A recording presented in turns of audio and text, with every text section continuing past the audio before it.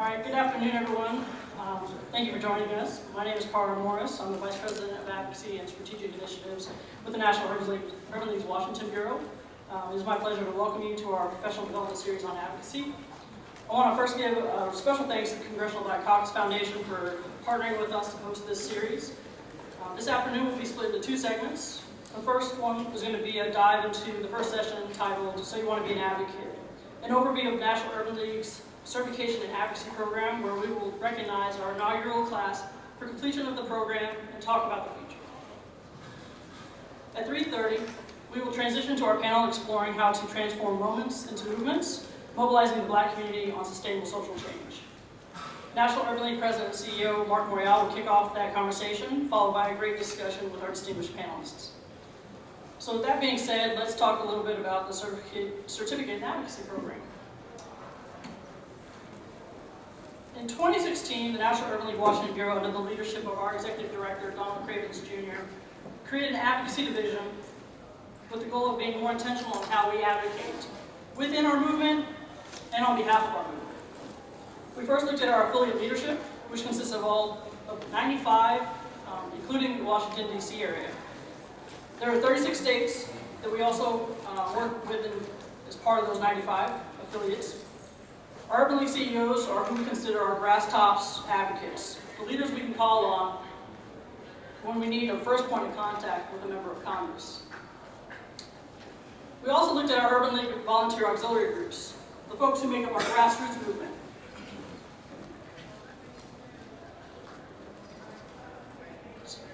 The folks who make, our young professionals and our guild. Make sure I don't double step over this. Our guilds and our young professionals are our volunteers. They make up a significant portion of our grassroots movement. We have over 9,000 young professionals across the United States, and we have over 2,000 guild members. Imagine the impact we can make if we can train all those individuals on how to be better advocates on behalf of our movement. We realized that there was an opportunity for us to connect with both our grass tops and grassroots folks in very intentional ways. For our Urban League CEOs, we first created a database that would allow us to exchange information as it relates to engagement with their members of Congress.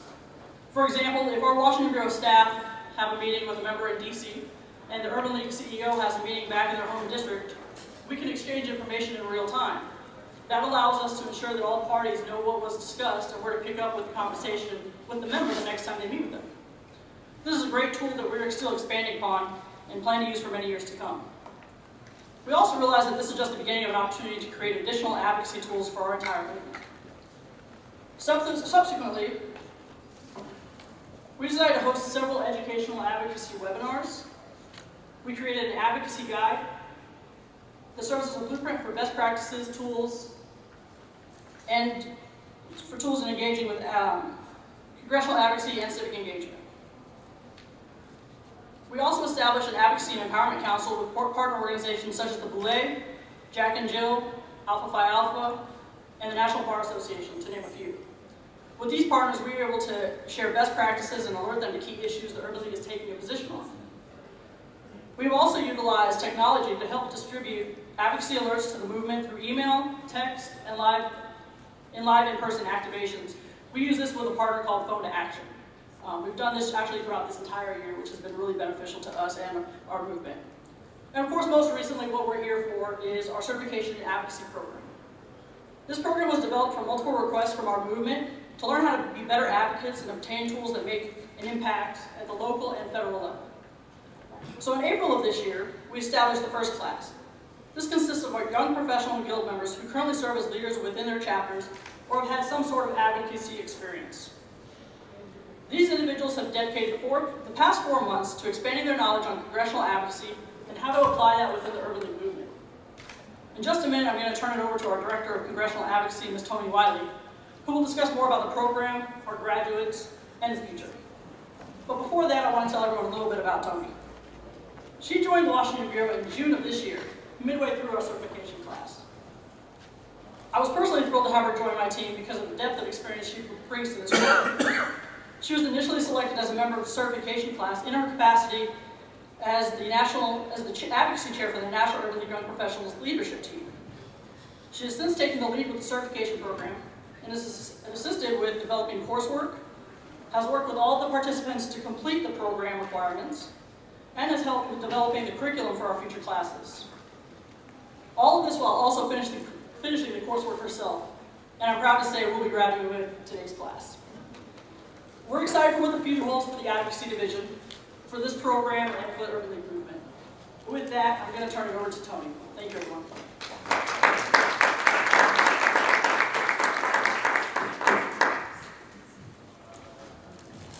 All right, so good afternoon, everyone. As Kara stated, I'm Tony Lowry, the Director of Congressional Advocacy at the Washington Bureau. And as she said, again, I come before you as the Director of the program, but also someone who's going to graduate today. So I'm super excited to be amongst these distinguished people who press their way through the storm to be here today. So, I am tasked to tell you a little bit about our program. So, the Certificate in Advocacy program was designed to provide policy insight and advocacy training to our Urban League auxiliaries to support the important work of the Congressional Advocacy Team here at the Washington Bureau and expand the advocacy bandwidth for our 95 Urban League affiliates across the country. We accomplish this through targeted training for Capitol Hill and in-district advocacy, as well as providing tools to navigate advocacy in the nonprofit world. We will also utilize Urban League partners like Nonprofit Vote to supplement our training curriculums. These trainings will change based on where we are in the legislative cycle, as well as the election cycle, as well as our current policy priorities. As our fearless leader, Mark Muriel, always says, the Urban League is not a think tank, it's a do tank. So following this model, a large part of the learning experience for our candidates will be actually doing the work of advocacy on Capitol Hill, attending in-district meetings with members of Congress, and facilitating community teach-backs. We will also raise awareness and engage members of Congress through social media, which is our new platform. So let me tell you a little bit about the demography of this class.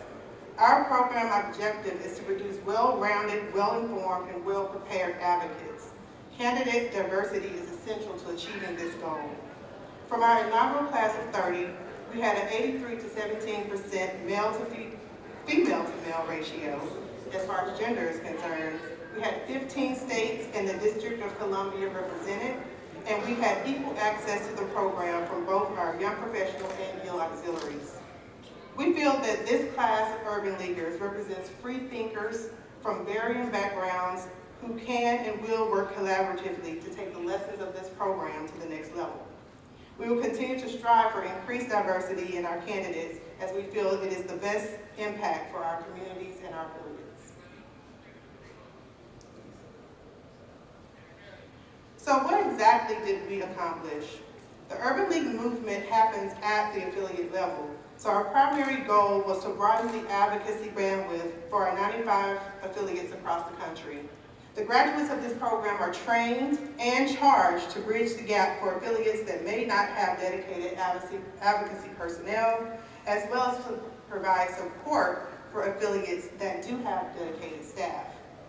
Another really important thing that we want to do with this program is to take Urban League advocacy out of the Beltway League and bring it to the communities that we serve.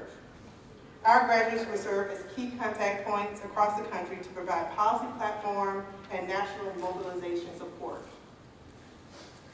Although we didn't plan it, we did see great diversity across our graduate career sectors. We have entrepreneurs, nonprofit leaders, and business and corporate professionals who are well represented in this program. We also had a number of health professionals and students to complete the program.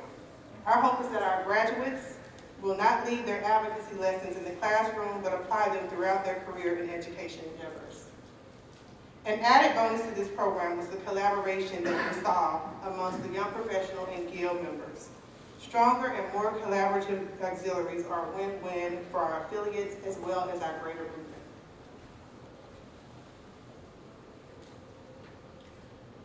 So, looking forward to the future, now that the torch has been passed to me, how does the future of this program look? In my opinion, it looks pretty bright, and I'm not just saying that because I have the privilege of leading the program. It is because I see the caliber of candidates, their love for their communities, and their hunger to do the work of this movement. These candidates for our second class, which will start in just a few weeks, are definitely no exception to this rule. They're just as excited, just as engaged, and just as willing to do the work. In addition to our young professional and guild auxiliaries, the second class will also be open to our Urban League affiliate staff. The students are the heart and soul of this program, so my goal is to make sure that we continue to find ways to make the content and the experiences center upon them. Rather than provide a cookie-cutter approach, we want to expose students to tools, experiences, and leaders in the field that would assist them in developing their own methods of advocacy, cater to their own personal strengths, and adaptive to their own communities. This will be accomplished by incorporating a speaker series and real-world case studies into the curriculum. Going forward, we will take a deeper dive into our NUL pillars and expose students to the amazing work of our Washington Bureau policy team, and some of them are here today. There will also be a big push to find meaningful ways to reintroduce alumni of the program to engage with current students. We will lean upon the graduates of this program for their on-the-ground experience to provide new perspectives to the program and the congressional work that we do at the Washington Bureau. So graduates, this is not the end. This is only the beginning of our journey. I want to thank you all for letting me share a little bit of the information about our program. And I will now bring our Vice President, Kara Morris, back to the podium to recognize our graduates.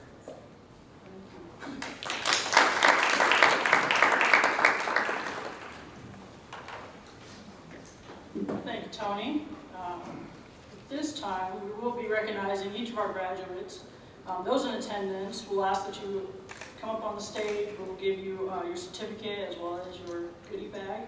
And then at the very end, we will end up taking a photo over on the side here. But as you guys are coming up, we will also take individual photos. So the first graduate we have is Miss Marina Banks, who I do not see here, but please give her a round of applause.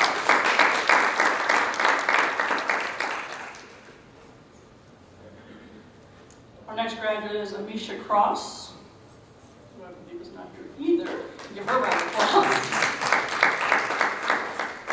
Ms. Shannon Curry, who I know is here, please come up to the stage.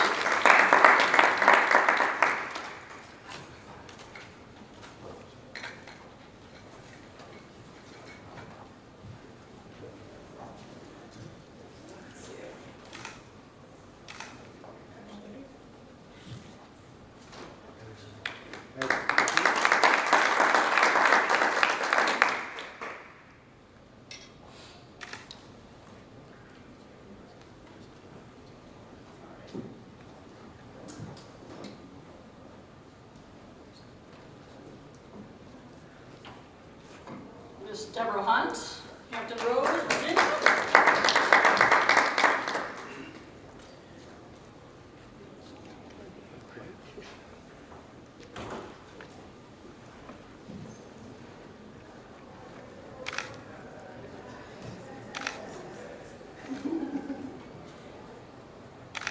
All right.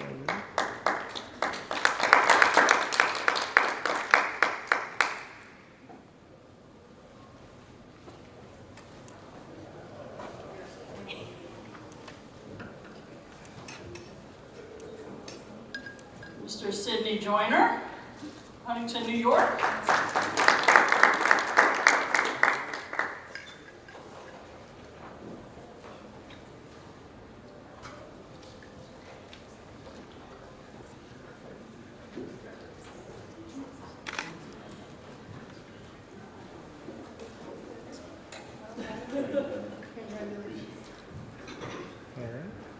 All right.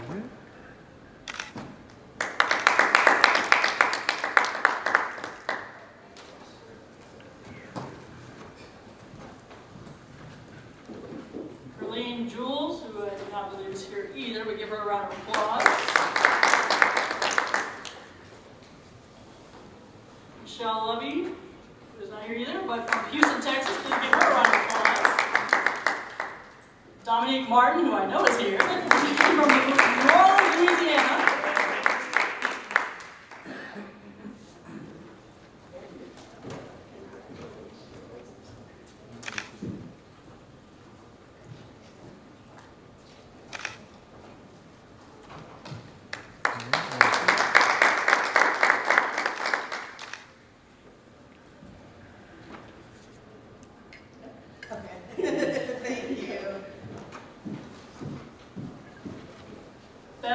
Meshisha from Dallas, Texas, who is not here either, but please give her a round of applause. Brooke Moore from Chicago, Illinois. Please come on up.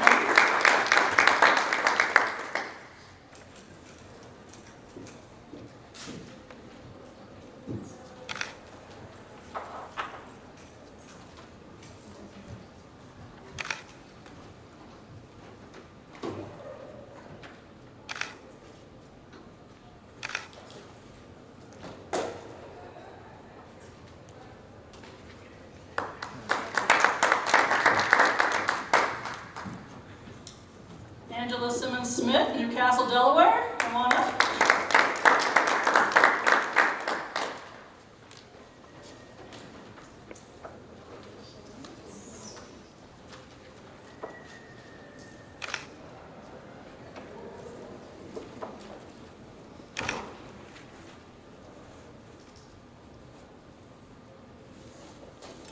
Sorry. Who did you look at?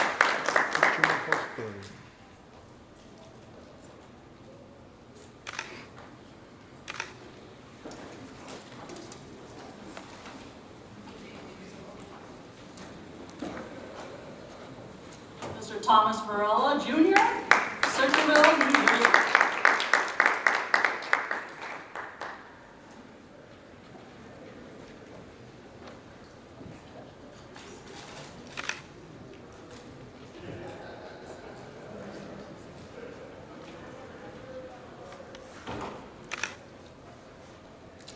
Don't look too excited. Still works for me.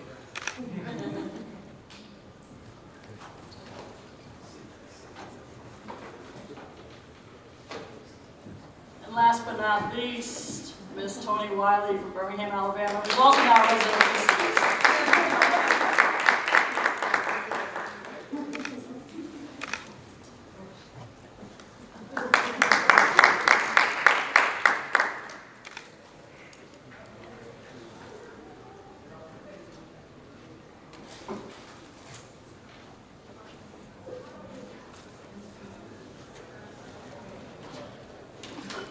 And as we mentioned, there were about 30 folks in the class. There were several that weren't able to make it to DC this time around, so their names are projected on the screen, but let's give them all a round of applause.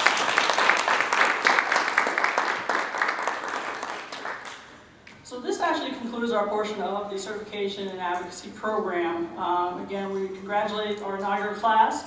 Our next class is scheduled to begin October 1st. The application process, if anyone's looking to apply, is open until September 22nd, which is in just a few more days, about 10 more days. So if you do want to apply, please contact myself or Tony Wiley. We can definitely get you set up so that you can apply and get registered for the next class. But again, we're looking forward to continuing this for many years to come. Those who are in the certification class, please make sure you do come over here for a photo, as well as if you can stick around, our Executive Director, Donald Cravens, will be stopping by around 3 to say hi to you all. Thank you, everyone. Our next session will start at 3:30. Thank you.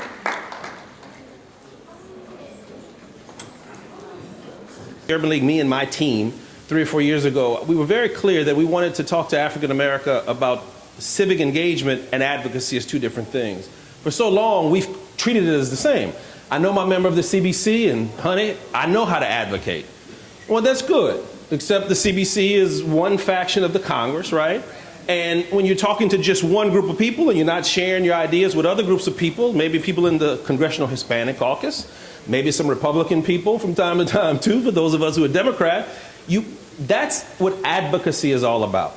And so we wanted to make sure that everyone in the Urban League movement was on the same page.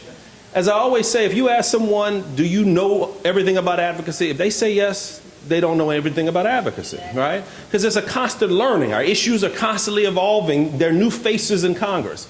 And so I just want to congratulate all of those of you who participated in the program. It's a continuation. You have to keep learning. It's also a part of being a prophet. You have to share the good news about what it is that we're trying to do. And so thank you, congratulations, our young professionals, our guilders. We at the Bureau are very clear who makes the movement move in the Urban League. We have some wonderful CEOs. We have a great CEO in Mark Morial. But it's our volunteer men and women who each and every day wake up, go to work, support their families in their regular day jobs, but still find time to do some great work for the Urban League. And it's you. And that's why we wanted this program to be for you. So I hope, I think we're going to have some cake later on, and I hope you get a chance to meet people and shake some hands. I hope you come to our social event tonight. I love to have a great time during CBC. But before you leave, I hope you talk to some members of Congress. And not just black members of Congress. There's a lot going on in this country right now, and we need our voice heard more than ever to as many diverse people as possible. And even if they're not listening to you, you have an obligation to make yourself be heard. We've not always been heard as a race, but we've never stopped telling our story. And the progresses that we made, especially during the 1950s and 60s, it was because we didn't care if people weren't listening. We were going to make our message be heard. This time we're living in right now, we have to do the same thing. So that's all the preaching I'm going to do for right now, and I will not preach tonight, but I wanted to come by and tell you that I love you, and I work hard every day with my team. I have just the most wonderful group of men and women who work for you at the National Urban League Washington Bureau. Not big, but very powerful. And each and every day I will tell you those women and the few of us who are men who work there, we work hard to just make sure that we're carrying the obligation. Sometimes it feels like a burden, but the obligation that the Urban League is. Which is to keep our movement moving forward. So thank you all very much. I look forward to seeing all of you. God bless you. You taking a picture? Very good. We'll have everyone come up. All right. Everybody who's in the certification class, if you can come up, we'll take a photo right here. Come on up on the stage. We're going to do it up here. Is everyone present and accounted for? That we know of? Okay. How are you? Mark. See you again next time.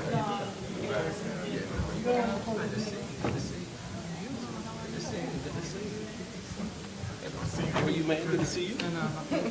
He mentioned the cake.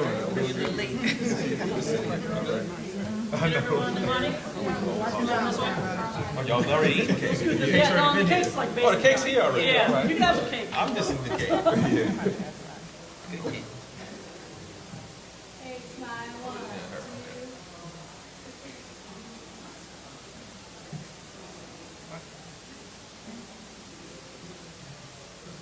All right. Well, thank you. Thanks, everyone. Enjoy the cake.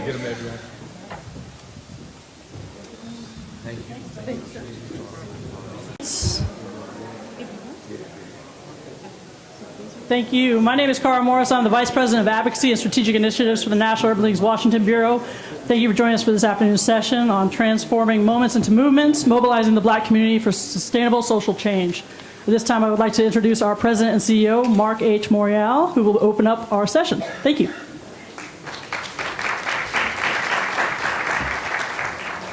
Greetings and good afternoon.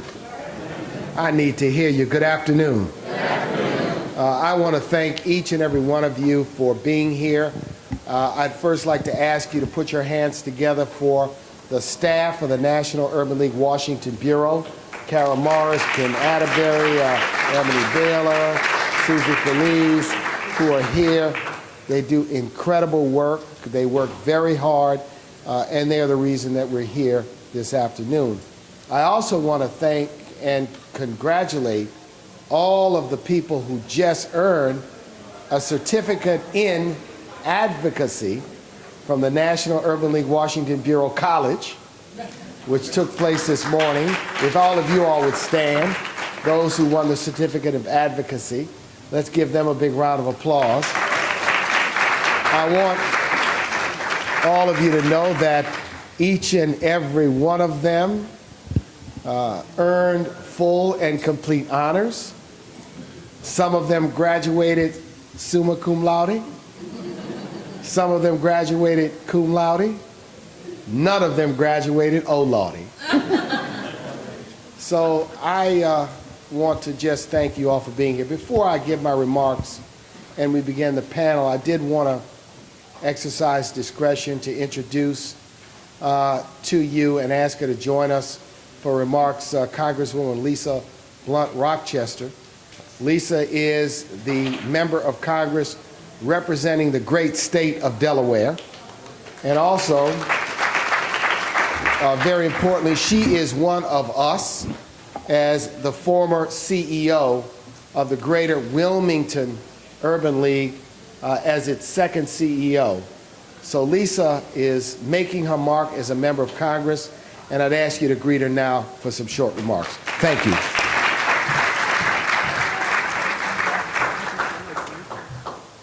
Good afternoon, everyone. Good afternoon. Okay.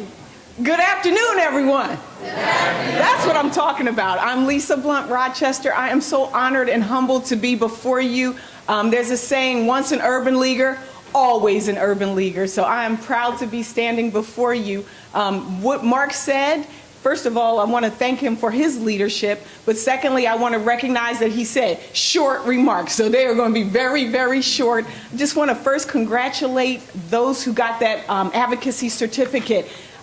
I feel like in a moment like this, for such a time as this, we need you. And so we gave you a nice little round of applause, but for everybody in the room, all of you who maybe didn't get their certificate but are on the front lines every day, this is probably one of the most important times. As Mark will tell you, I never ran for anything in my life. And in 2016, after having served as Secretary of Labor, CEO of the Urban League, Deputy Secretary of Health and Social Services, I experienced something that never happened to me before. The love of my life, my husband, went on a business trip, ruptured his Achilles tendon, blood clots went to his heart and lungs, and at the age of 52, he died. And I experienced the most painful hurt and loss that I think I've ever felt. And it was at a time when our country, the rhetoric was so nasty and so negative, and I kept seeing other people who were experiencing loss, like loss of a child to gun violence or loss of their home during the economic downturn. And I said, I have nothing to lose and everything to give, and I'm going to step up. And that's what you're doing here, being a part of the Urban League and being a part of the CBC. So for this weekend, I want to thank you for being on the front lines. I want to thank you because for such a time as this, we are not going backwards. No one will take us backwards. This is our country, and we're going to make sure it stays that way. So my words are short, and I hope that was short and sweet. The point is we got work to do, and I'm ready to do it. So let's go. Hey. Let's go. Go, Mark. Thank you. Thank you very much. Let's give another big round of applause. Lisa Blunt Rochester, Congresswoman from the great state of Delaware. Give her another round of applause, ladies and gentlemen.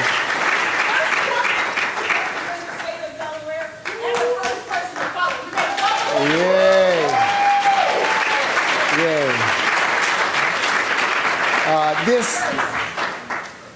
This is a milestone moment for me. This represents, for me, the 40th time that I've been to a Congressional Black Caucus weekend. Now, yes, I did start in my mommy's tummy. No, but truthfully and in reality, I first came to the CBC weekend in 1978, when Jimmy Carter was president. I was a first or second year college student attending school at the University of Pennsylvania. I came down to CBC weekend, and at that time, it consisted of one day of activities over at the Washington Hilton over on Connecticut Avenue. At that point in time, Jimmy Carter was president.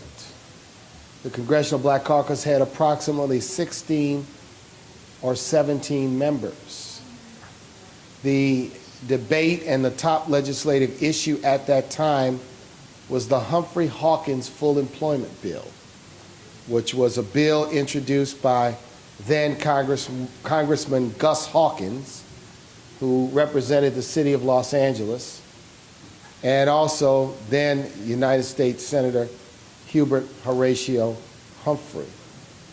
And in his remarks at that time, President Carter came to the Congressional Black Caucus weekend because he wanted to ensure the Congressional Black Caucus and the black community that he was a supporter of the Humphrey Hawkins full employment bill, because there was some question as to whether he would put his imprimatur and the power of the presidency behind that bill.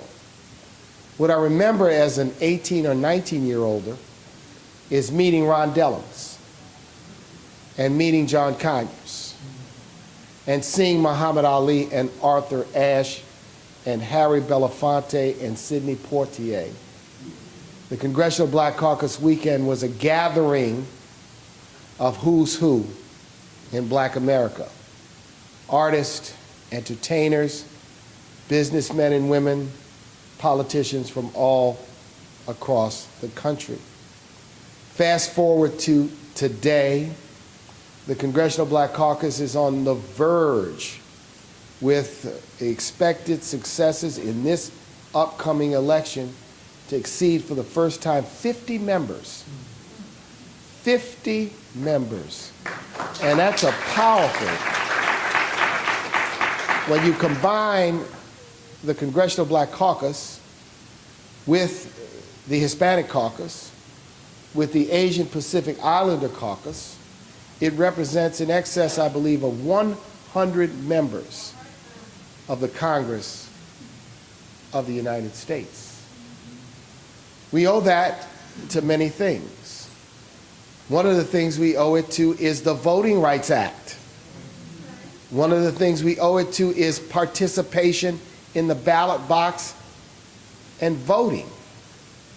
What we also owe it to is the fact that we have an incredible number of talented people who over the years have offered themselves for public office. In this election cycle, 2018, we have something historic evolving.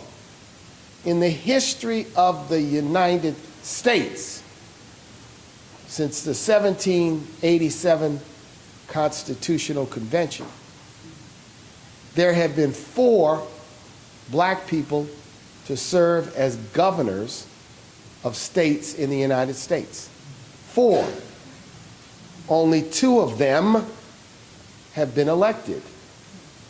Those 4 are, you need to know your history, Pinckney Benton Stewart Pinchback, PBS Pinchback, who was governor of Louisiana for approximately 6 weeks in 1872 and 73.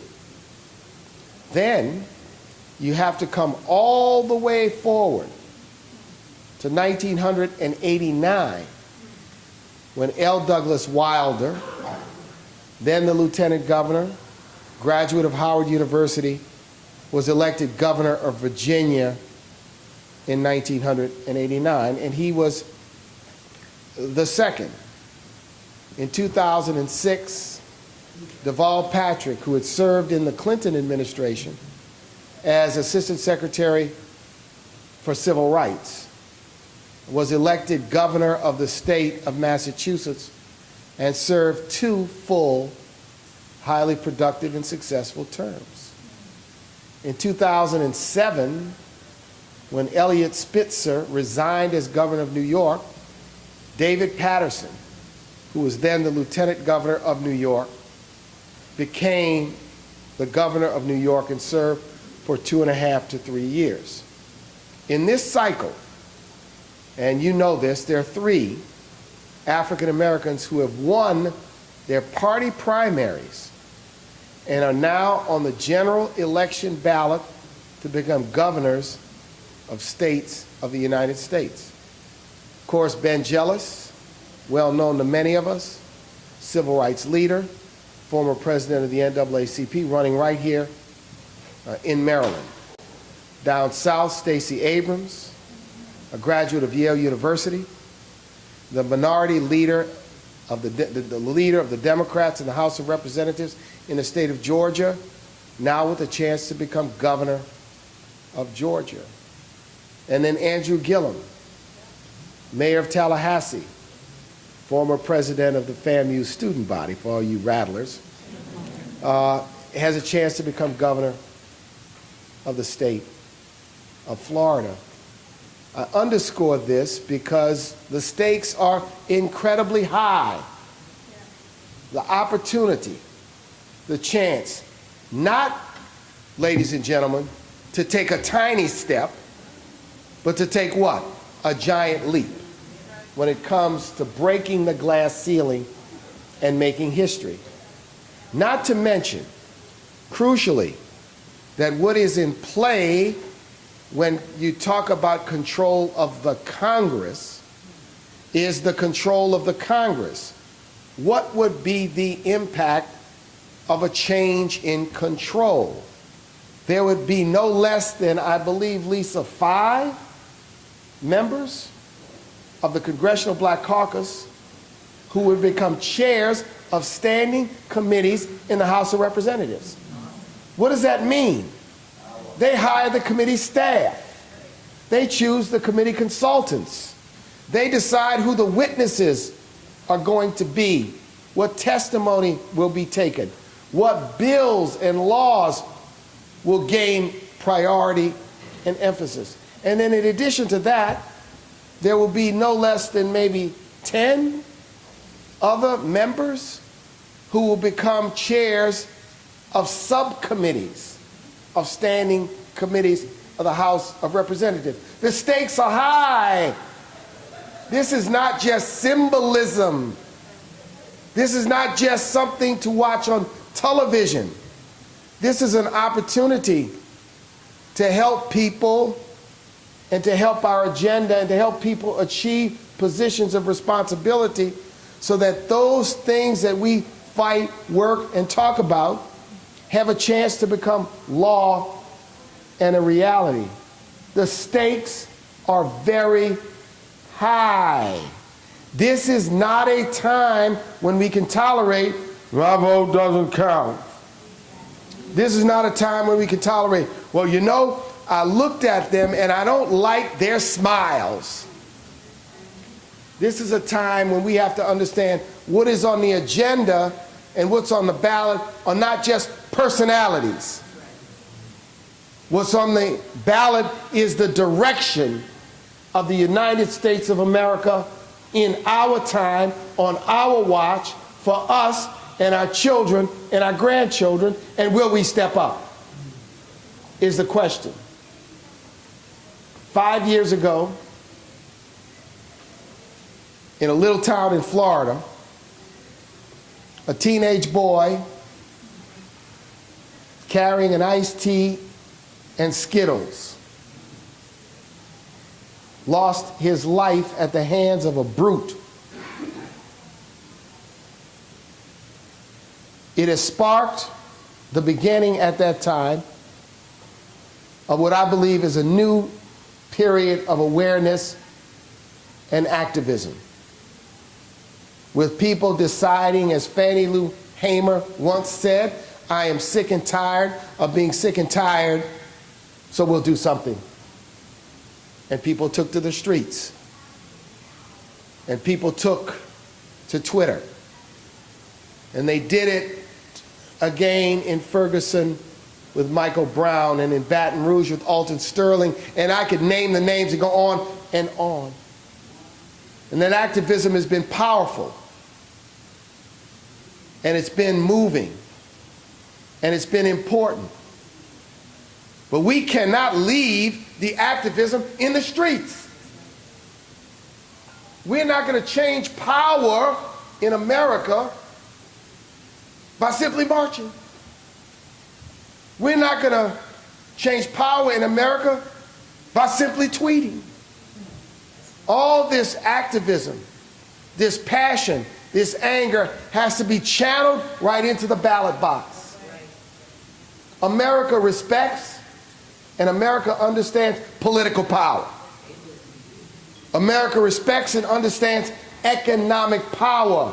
Shame on us if we don't exercise what we have to our fullest.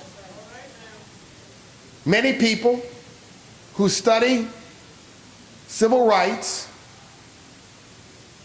we look at those days as days when the activism of Dr. King and many others in the streets of America helped to bring new awareness towards the destruction of the system of segregation. But Martin Luther King and Roy Wilkins and Whitney Young and John Lewis and A. Philip Randolph and Dorothy Height had a political objective. It wasn't a march so they could get on television. It wasn't a march so they could go home, drink a cup of latte, pull out their iPhone, and power home some tweets.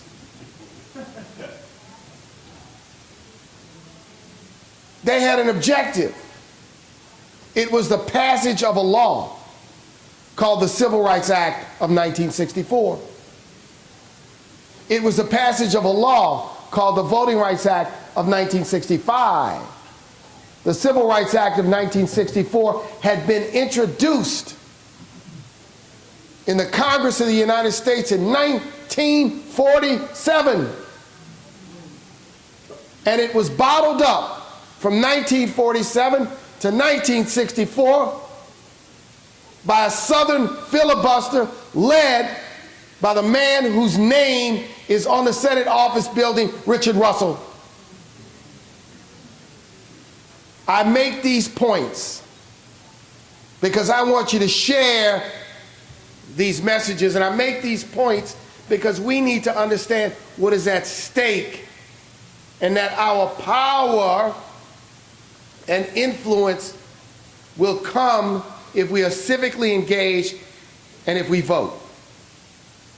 In 2008 and 2012, black voting rates exceeded the rate for every other ethnic group in the nation.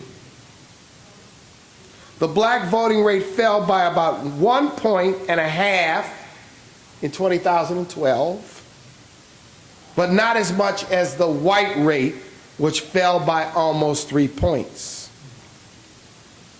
In 2013, the Supreme Court gutted the Voting Rights Act. And in 2016, the black voting rate fell to just under 60, a 9-point drop from where it had been in 2008. You don't need a calculator, you don't need an abacus, you don't need a slide rule to know if voting rates in 2016 were what they are in 2008, the results in Michigan, the results in Wisconsin, and the results in Pennsylvania would have been radically different. This is really important. There's a fella, some of you may have or have not heard of, but how many have heard of this group, ALC, the American Legislative Exchange Council? The late Paul Weyrich, who was their founder, said, "I don't want everybody to vote. Elections are not won by a majority of people." He says, our leverage, ALEC's leverage in the election, goes up when the voting populace goes down.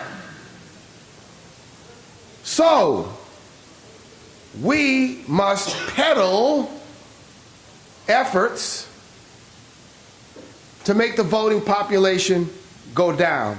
This is why before 2006, virtually no state, there may have been one or two, required photo identification to vote on election day. Today, 10 states have this requirement, and 33 states, representing more than half of the nation's population, have some version of voter identification rules on the books. Do you feel like somebody's trying to bring back the grandfather clause? Somebody's trying to bring back the literacy test. Somebody's trying to bring back old-fashioned methods to frustrate and depress and suppress our vote. UC San Diego and Bucknell University researchers have documented that strict voter ID laws double the turnout gap between whites and Latinos and the turnout gap between whites and blacks. If they wanted to suppress the vote, they've been successful in suppressing the vote. But what we cannot do is be deterred. We cannot allow voter suppression to turn us back and turn us around. We have to be more focused. We have to understand these rules. We have to prepare people for these rules. And we have to vote, and we've got to elect people who are going to overturn these voter suppression laws.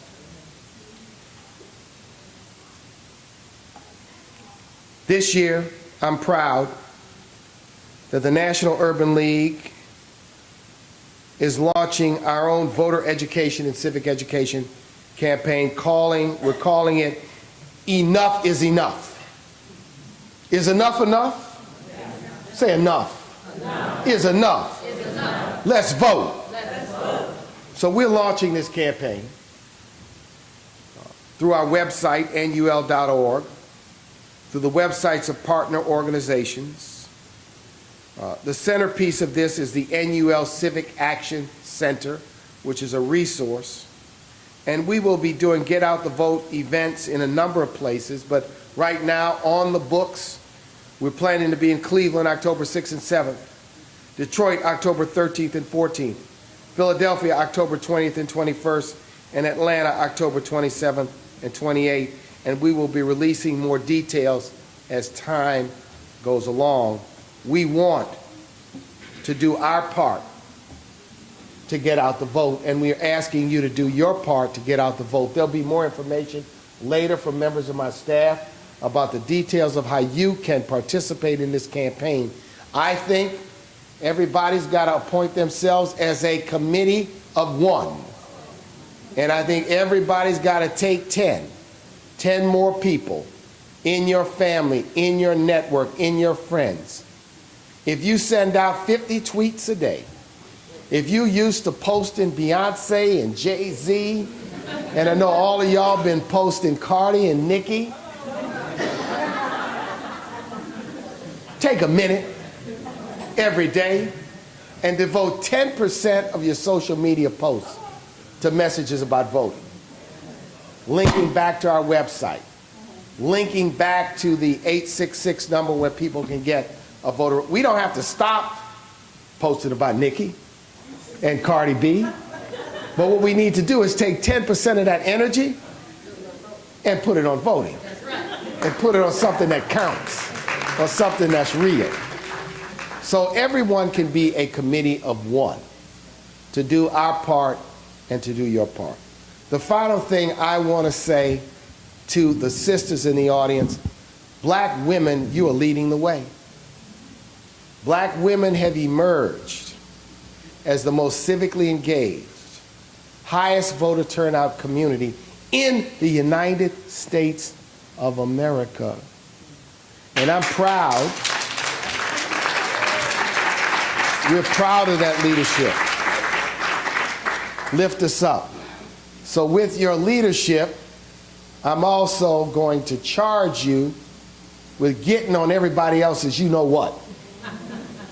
Make everyone else, make others in your households, in your families, in your networks get out to vote. So with that, I believe we're ready to begin the panel. Are we ready? It is indeed my pleasure. The moderator of our panel is Quentin James. Where's Quentin?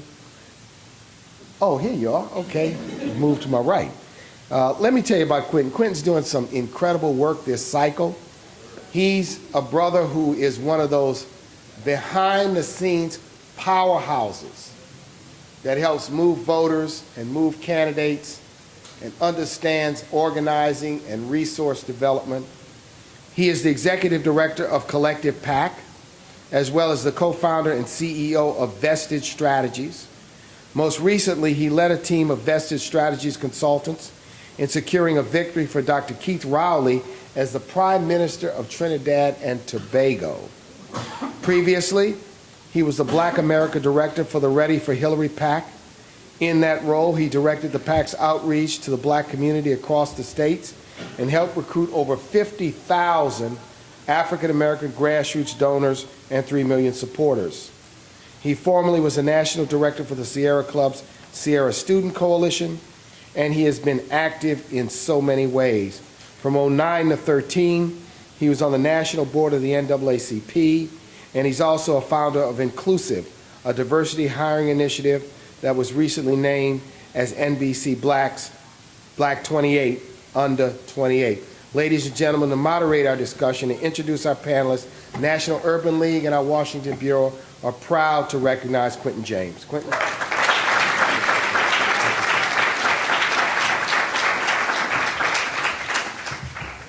Good afternoon. Everybody excited to kick off CBC this week. I am so excited to be here because this panel is really amazing. We're going to hear from some amazing folks today. But first, let's please give another round of applause for Mr. Mark Morial, who, in my opinion, has literally, helped mold, I think, a lot of this new generation that we're seeing pop up. And he's been doing that for years. And so I'm very grateful for your leadership, mentorship, and friendship over the past few years. I also want to give a shout out before I bring up my panel. I want to recognize Congresswoman Lisa Blunt Rochester, who is joining us as well. Thank you so much for being here. Thank you. All right, so I'm going to ask my panelists to come up and join me. First, I'm going to bring up Ms. DeWanna Thompson of Woke Vote and Think Rubik's. We'll do an introduction. I'm going to ask my brother Wesley Bell to join us, who is the Democratic nominee for County Prosecutor of St. Louis County. All right, I'm going to ask Miss Latricia Adams to join me from Black Millennials for Flint. Pastor Mike McBride with Faith in Action. Got a sub? Okay, come on up, brother. Reverend Tony Lee, my good friend, Reverend Tony Lee, please join me. Founder and senior pastor of Community of Hope AME Church here in Hillcrest, Maryland. And did Dr. Bellamy arrive yet? Dr. Wes Bellamy? All right, he'll be joining us shortly. He's in traffic, and so I want to thank him as well. So I didn't read bios because I wanted us to kind of hop right in, but I do want to start by please, and we'll start down with DeWanna and work our way back this way. Let us know who you are, what you're working on, and in that, can you let us know what was that kind of moment that really kind of sparked your engagement into what you're doing at the moment now? Well, absolutely. Hello, everyone. My name is DeWanna Thompson, and I am a partner in Think Rubik's, which is a social impact firm. And I see my partners in the room, and we support each other because we love each other, and we hella black, right? Yes. And so we're just excited to be here. We do work at the nexus of political work, electoral work, policy, and really programming on the national and the local level. And so we're excited because our programming is particularly focused on African American communities and people closest to the pain. We are focusing our work on the South right now in terms of this electoral cycle. Yes, right? Because that's where we're going to win it. If you don't know, I'm here to tell you. I hail from Birmingham, Alabama, where we just showed you how the South is going to win this country in 2018. And so we're really excited to be here. And this is my great friend. We work on another PAC called the Black Church PAC, and he'll talk about that. But this opportunity to bring people of faith and center their experience into the electoral process and stop having people show up at our churches 2 days before the election with a hot dog. Amen? Amen. Anytime I can get DeWanna to lead me in, then my life is going all right. And so I thank Jesus right now for DeWanna giving me the heads up. No, but I am Pastor Tony, leader pastor, Community of Hope AME Church. I've come with a few hats on. One, I am the head of social justice for the 2nd Episcopal District of the AME Church. I bring you greetings from Bishop James Davis. If I don't do that, I get fired. Amen, someone. But I'm really here because I am filling in for Pastor Mike McBride and the amazing work we do with the Black Church PAC. We were helping in Alabama with Righteous Vote and all the work there. And so I am here as a result of that. I am also on the board of the National Coalition on Black Civic Participation. And also, shout out, I'm on the Board of Visitors for Howard University School of Divinity, where we are grooming new pastors to be great leaders. And so with that, now the reason I am here is because we do not want politicians coming by churches just during the election cycles. But one of the things we do realize, and just being an AME, is that the AME church was birthed out of social justice. The AME church was birthed out of the fact that there was discrimination in church, and in that then, that because folks didn't want us to pray at the same time in the same way, we knew we had to shape our own peace to have political power, because spiritual power is not just spiritual, it's not just effective, but can't transform community. And so therefore we know that we need to organize churches all over this nation so that folks aren't just kind of coming for a shout, but are coming to watch their communities be transformed. That we can't just count numbers, but we have to make our numbers count.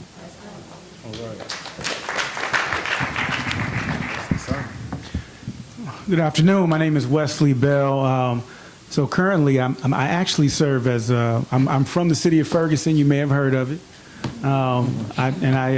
In 2015, I was elected on the Ferguson City Council, and that was 9 months after Michael Brown was killed. And so coming into Ferguson, it was a challenge. It was. I think everyone saw on the news what was going on, and I think that, as Mr. Moriel pointed out, Ferguson was just one of several events that got us to where we are today, with an awareness of the need for criminal justice reform, to an awareness to address issues like mass incarceration, and so if you followed that closely, the prosecutor on that particular case was the prosecutor who I ran against this past August. He had been in office for 27 years, so close to 30 years. And everyone who I told that I was going to run for this office told me there's no way you can win. And so when we talk about the power of voting, and how important it is to get the vote out and get people out, I'm a living testament to that. And my thoughts were at the time, and I probably had conversations with Quentin about this. My thoughts at the time were, one, I know we can beat them. But two, how would that reflect on our region if he were allowed to just walk back into that office without a serious opponent? And so, in addition to knowing that we could beat them, my thoughts were, I have absolutely no regrets, because there has got to be a change, and if we're not willing to step up to make that change, how can we complain? And so, so we ran, and on August 7th, we beat them, and we.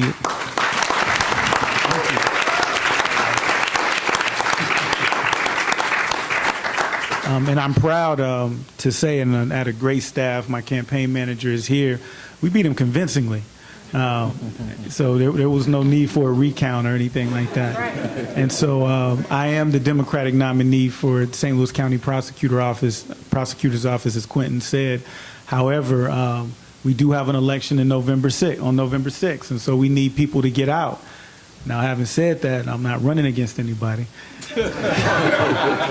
But voting is important. We have to make it a habit. It has to be a part of the culture, not just when there's a cause or a candidate that we're rooting for. We have to get out in every single election, and it has to be just what we do. And so I'm truly appreciative and humbled to be here today, and looking forward to being a part of a great panel. Thank you. Thank you, everyone. I apologize for my tardiness. We had some issues back in Charlottesville that we had to make sure we attained to. And my name is Dr. Wes Bellamy. I'm the immediate past Vice Mayor of Charlottesville, Virginia, still on the City Council. And I'll be remiss if I didn't say, again, kudos and congratulations to this brother, Wesley Bell, who I often get your emails. And I got an email about another panel, and they're like, sending it to you. I'm like, you mean me or him or we want both? But anyway, I'm happy to. Much kudos and respect to you, as well as my brother Quentin from the Collective PAC, as well as Mr. Mario in the Urban League as a whole.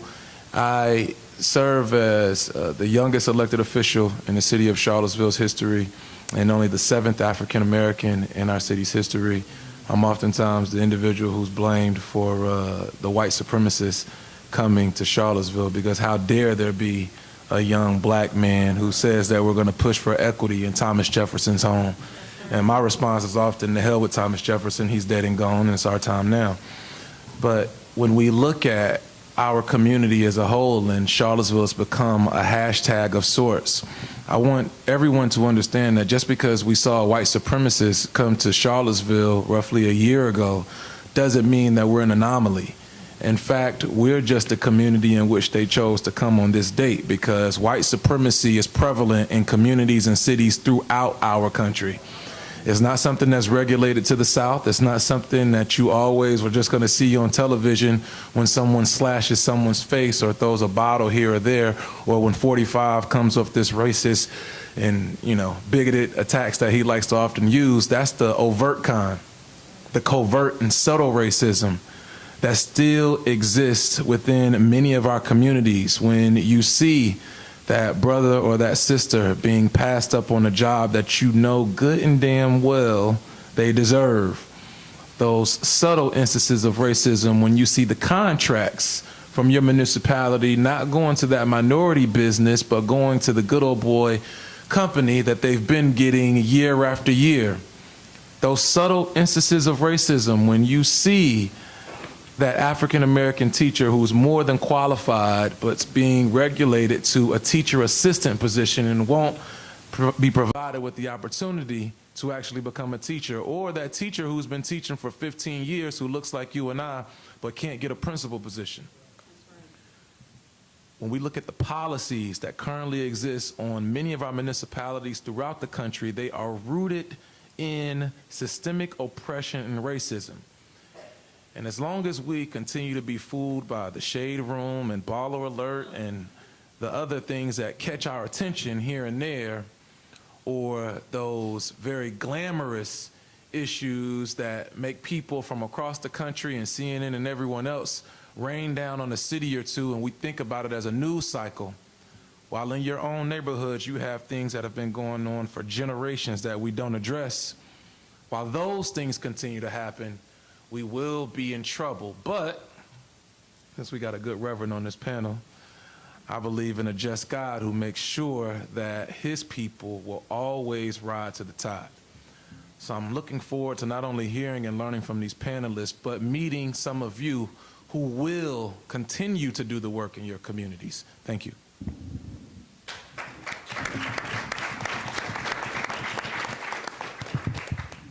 That's a tough act to follow. Good afternoon. My name is Latricia Adams. I'm actually a proud native of Memphis, Tennessee, and the immediate past president of the Thursday Network with the Greater Washington Urban League, which is where Black Millennials for Flint actually was birthed. Black Millennials for Flint is actually the only African American and Latino environmental justice and civil rights organization in U.S. history that solely focuses on the eradication of lead. The only one. We were shocked when we found out about that, but that's something to think about. Just to give you a little bit of background around why we were founded on the East Coast, but we definitely have Flint in our namesake. So back in December of 2015 is when the majority of the country began to hear about the Flint water crisis. However, the Flint water crisis actually struck 1 year previously. So it had been 1 year before we all heard about it that people had been exposed to corrosive and toxic water. So this movement actually was birthed from a place of frustration where we immediately responded like many people did across the country, where we have to get water to Flint, which we definitely did. To date, we have donated over 40,000 gallons of water to the city of Flint. However, thank you, that still wasn't enough.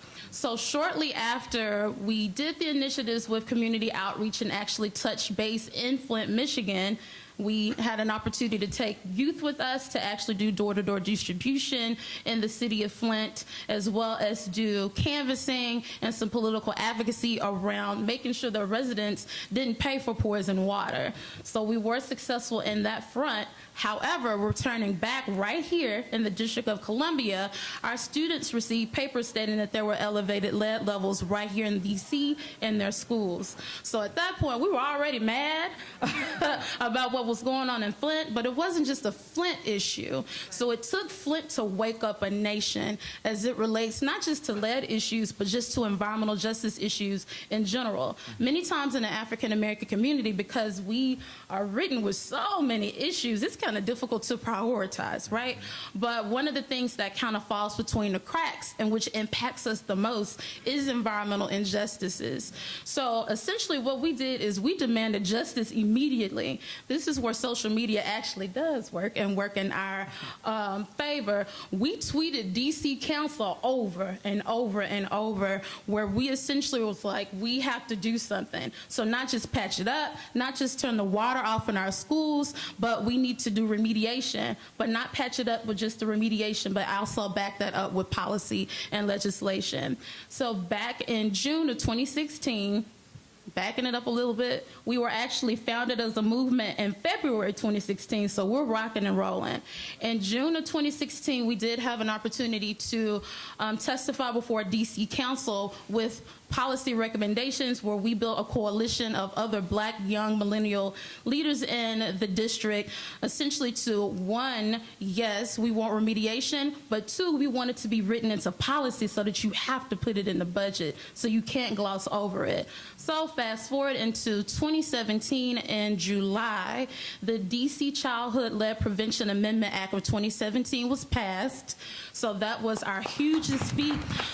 It was definitely a challenge, but that's still not the end of the road. So yes, we got this piece of paper that tells us what the District of Columbia should do, but the next step is around accountability, but not just in DC, but we need to see these same types of laws and legislation across the state, across the country. There are less than 10 states in the United States of America that actually is mandatory for them to test for lead and water in our schools.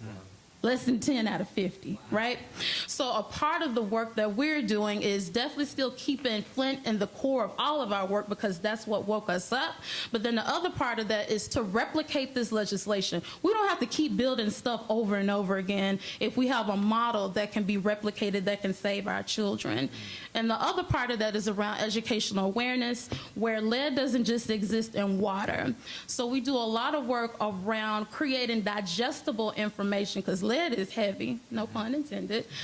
Oftentimes it's a lot of technical information that's associated with lead exposure, but we work really diligently to ensure that we're able to captivate and engage people who are in our community so that they can know ways to prevent it, know what it looks like, but then also be able to advocate for themselves to make sure that they have accessibility to clean homes and also with clean water. So I want to just give a big up to the league for giving us this opportunity to take an initiative, right? Because we partnered with Buffalo Young Professionals, where we just simply wanted to give water to Flint, but we noticed that this was something that was just bigger than this initiative and something that was much bigger than who we are as leaders in the district. Thank you. Awesome.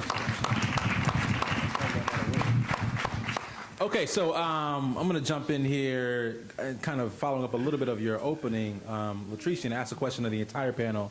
And that is, many of you have been a part of national moments.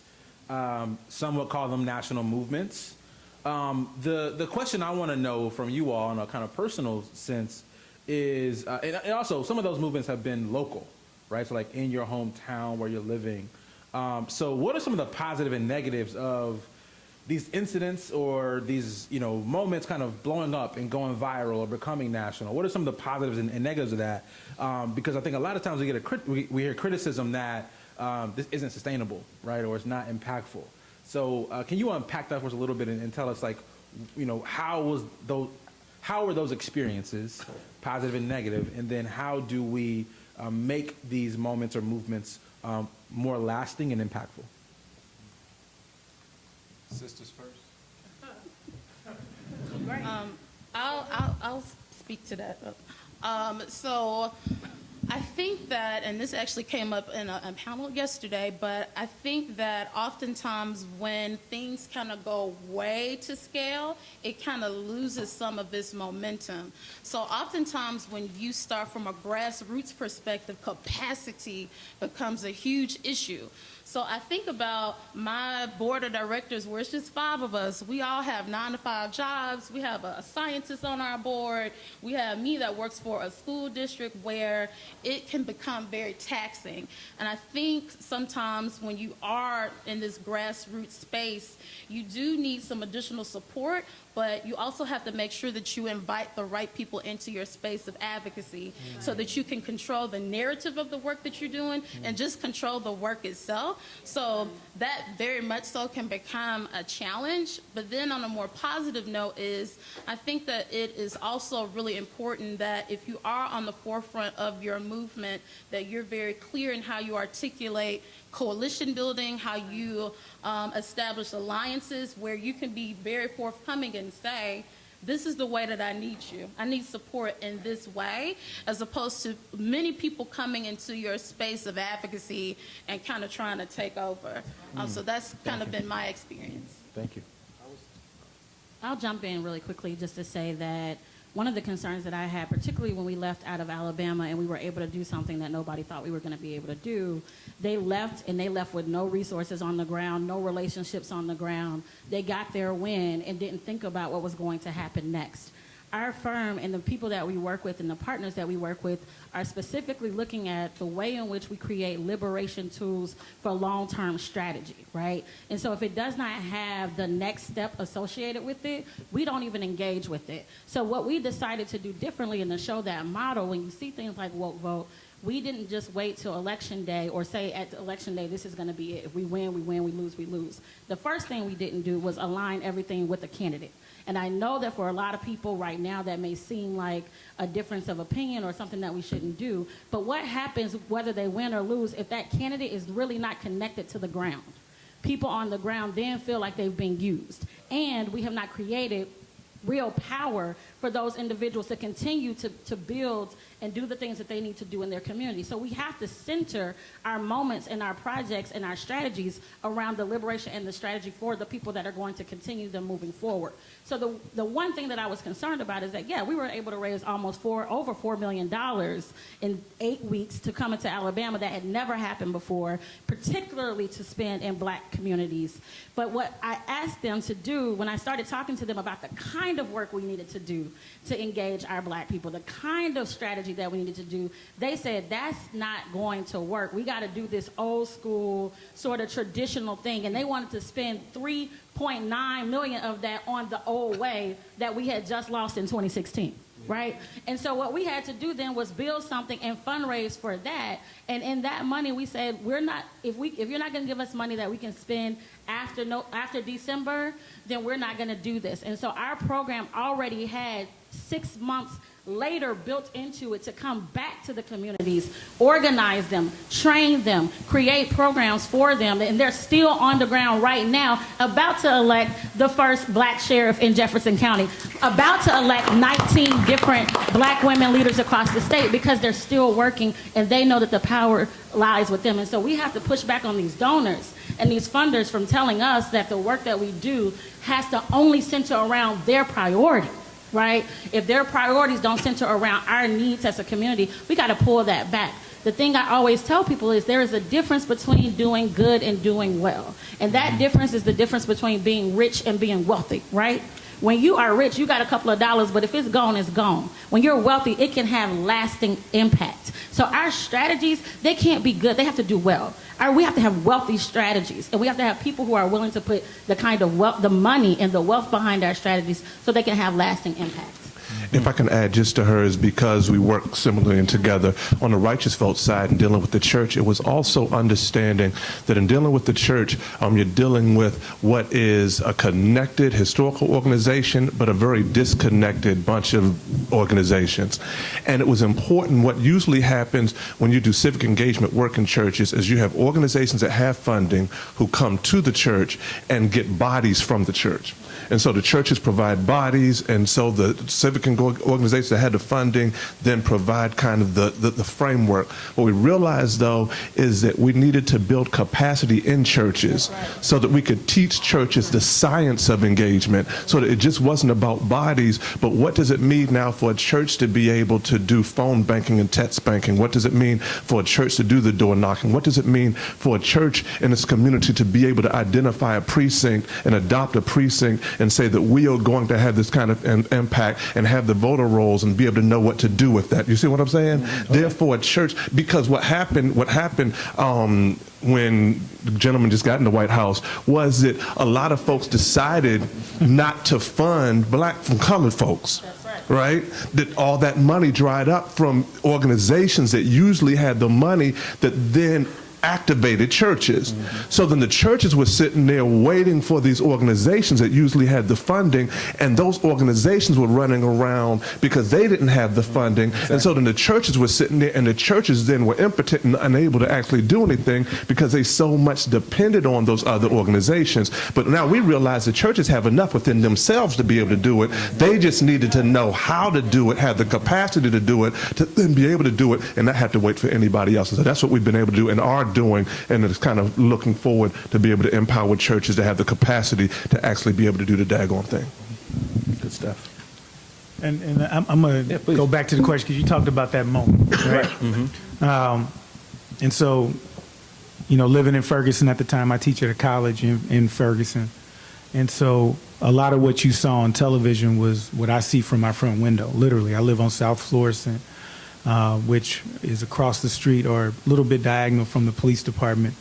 Matter of fact, the night of in November, the night that the grand jury hearing, the grand jury was announced that he was not going to prosecute, and that started more unrest. I was watching that from television, from home, but I'm watching it from television. And you remember when the police car was on fire? That was right in front of my loft. And so from a distance, I'm looking like, oh, they done set my house on fire. And then when they zoomed in, it was the car. So I was a little bit right. I was a little bit relieved there. But what it showed me was that, and I'm gonna put a little historical perspective on this. So Missouri was a slave state, but Missouri was one of the few slave states that stayed in the Union during the Civil War.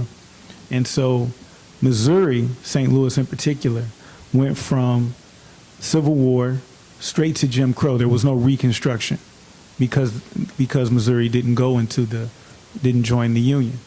And so St. Louis still is one of the most segregated cities in the country.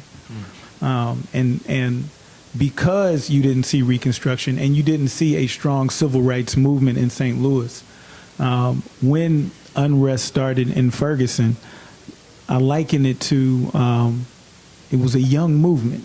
It was a movement. It was a movement that was still had some growing up to do, if you will, right?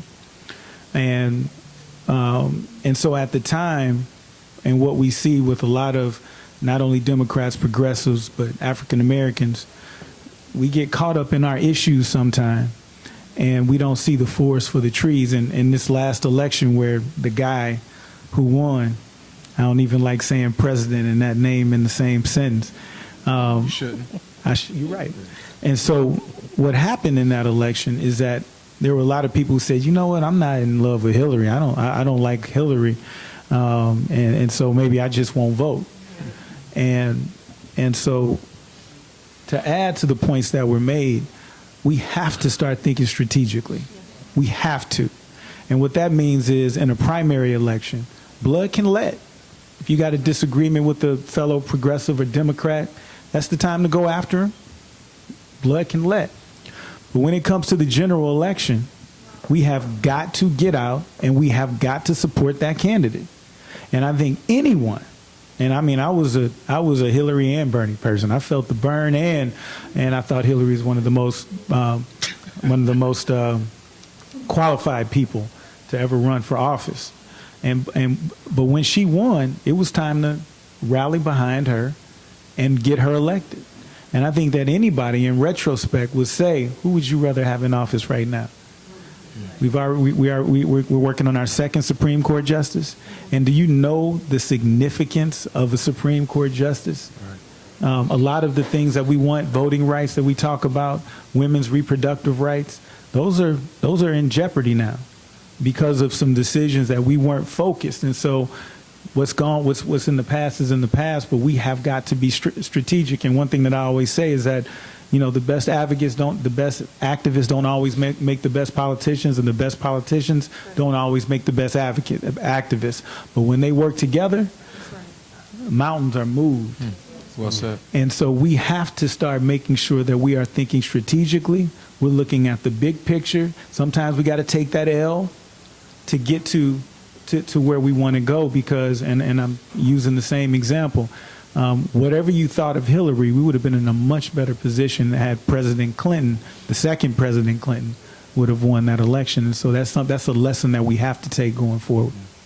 May I have just 90 seconds? Briefly? No, yeah, please. This is for everybody. So when you ask the question, what have we learned? Some of us have been in, movements, both national and being seen from a variety of different ways.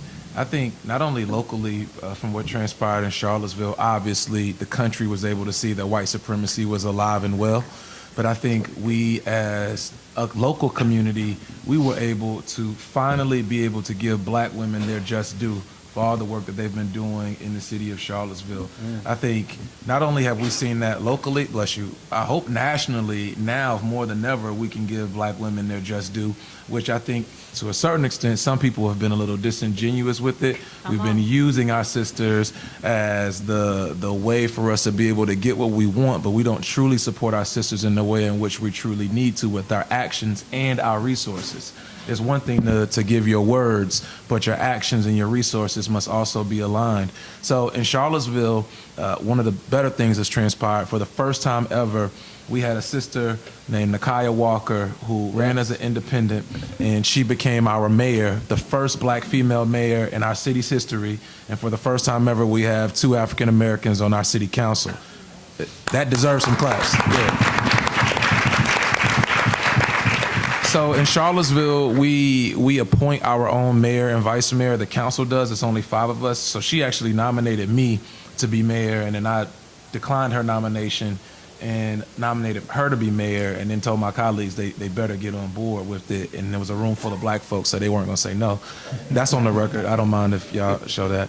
So that's one thing, right? The elevation of black women, not only Mayor Walker, but young sisters like Zayana Bryant, who actually wrote the initial petition for us to have the Robert E. Lee statue removed, and then she got it to me, and then we went forward. But Miss Holly Edwards, and all of these local black women who have been carrying the load in our community for a very long time are finally getting their just due. So I think that's just a beautiful thing. Secondly, white people in our community have also realized that Charlottesville isn't this quiet, quaint town in which we're only known for Thomas Jefferson and the University of Virginia. There's, again, a lot of deep-rooted racism in our community. So maybe Wes isn't so crazy when he says that we need to move these statues or that we need to move forward with equitable practices and policies. And then thirdly, we were able to, when the whole statue situation was initially happening and I brought it before council and we voted, one of the things that we were able to slide through there was a $4.5 million equity package in which we were able to provide specific resources and allocate them to our communities. So that's $950,000 for an African American Heritage Center, $2.5 million for public housing redevelopment, a job position specifically for black male achievement, and a litany of other things, including the 20. It's huge. Yeah, thank you. So a litany of other things what some people call reparations. I just think it's just an equity package, but we were able to get these resources specifically for our folks to impact our communities. So that's a beautiful thing when we can use all of the energy that's surrounding something that's so volatile to bring out something that's powerful and it's going to have a long-lasting impact. Now, on the negative side, because unfortunately I heard a lot of us talking about, some of the highlights and some of the things that we know about in regards to 45 and so forth. But I think it's important for everyone here to also know that when we stick our necks out for these movements, there are indeed consequences that come along with them. So there literally isn't a day that doesn't go by that I don't get a death threat.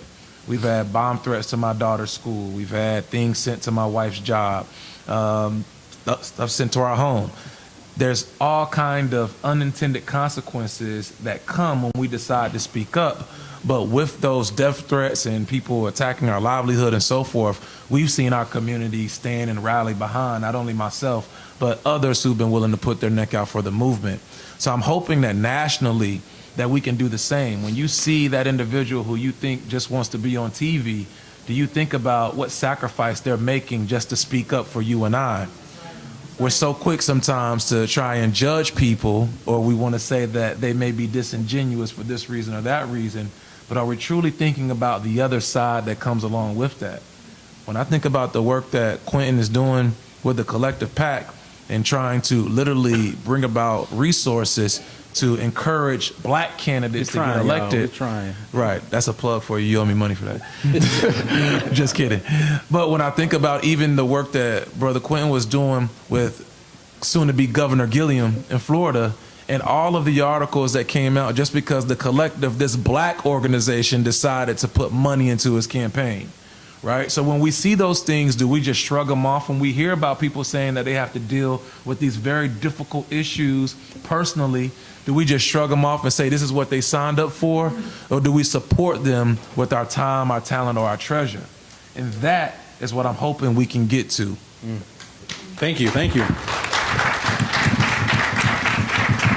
All right, so I'm going to ask my brother Winton to help me out here. We're going to take questions in one quick moment. So think about your questions. I was going to put you on, brother. I need you on for a second. But before that, I do want to ask one more question. So, in my opinion, everybody who's here is representative, right? You represent people back home who aren't in Washington, D.C. with suit and ties on and the Convention Center talking about, Black Progress on a Thursday or Wednesday, whatever day it is. So my question for the panelists is, what we saw in 2016, I think Mr. Morial, Mayor Morial talked about before, is that a lot of people lost hope in our community in the political process leading up to 2016. They thought that vote didn't matter. They thought that, whatever. I don't want to vote for lesser of two evils. Whatever their psyche was. What are we saying to those folks in 2018?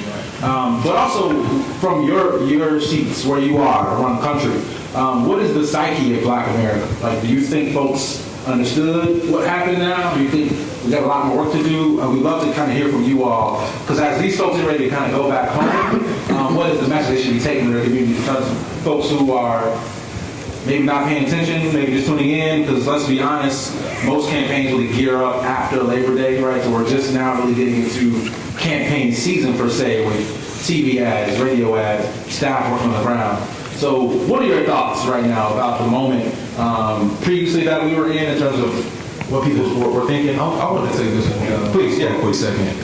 I think it's really important for us to know that Black folk, we are definitely not only some of the most progressive and understanding and competent individuals on the planet, not just in the country, but we are indeed very aware of what's going on. I think sometimes the media and other individuals like to try and shape our policies in terms of what we're trying to accomplish in a way or a manner in which it likes to portray us as if we don't care. Right. But in fact, the fact of the matter is that all of you are here because you care. The fact that we can elevate black women, black men, and support each other on a day-to-day basis via social media, via donating, via using your time to do community service, or whether that be volunteering for campaigns or signing up for civic organizations, shows that we care. And there are a whole lot more of us doing it now than we've seen in years before. Now, Minister Farrakhan said something at the Million Man March of a few years back, the second one, where he said he believed that young folk today were the boldest group that he's seen in nearly 50 years. And I thought to myself, well, that's a bold, progressive statement, but then I started thinking about it. When you look at the movements that are occurring right now, you don't see black folks, specifically young black folk, standing idle or sitting back.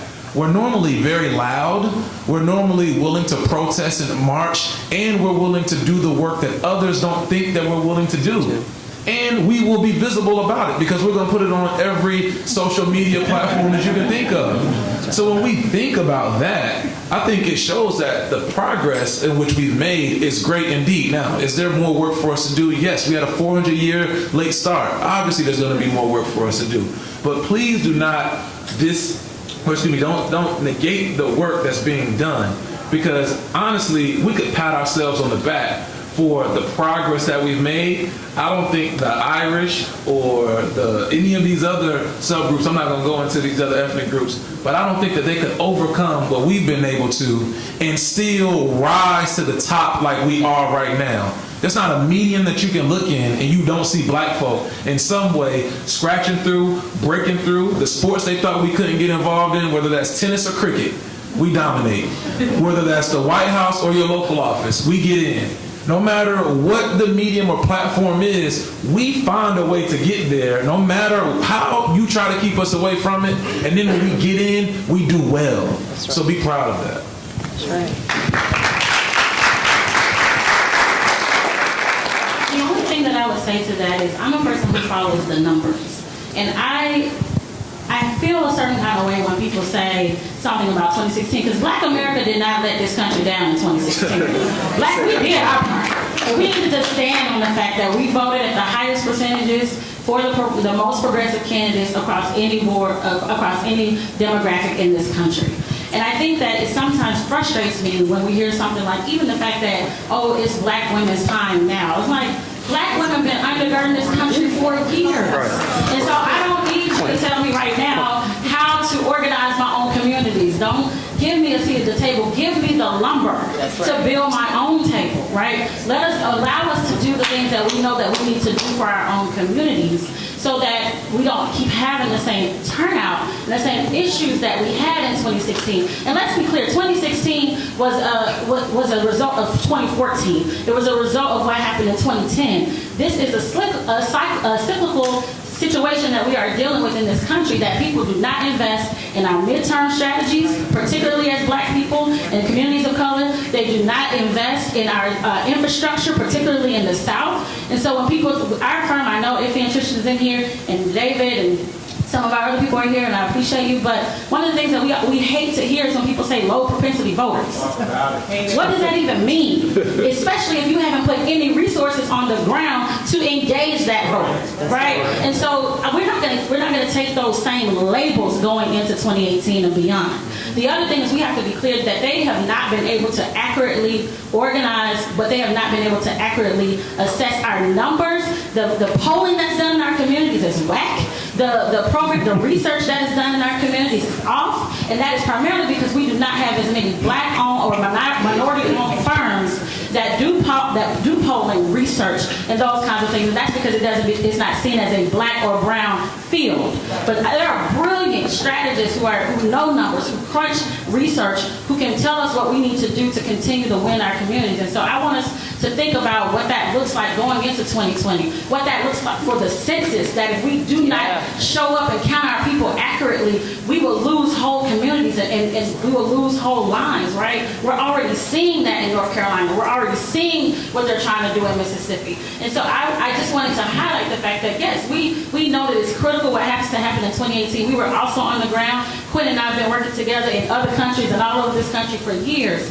But it doesn't make any sense that he had 4 $4 million to somebody's $12 million, right? And that was because people didn't believe. We got to bet on black this year. And we got to keep betting on black for the next several years so we can do what we need to do. Every year.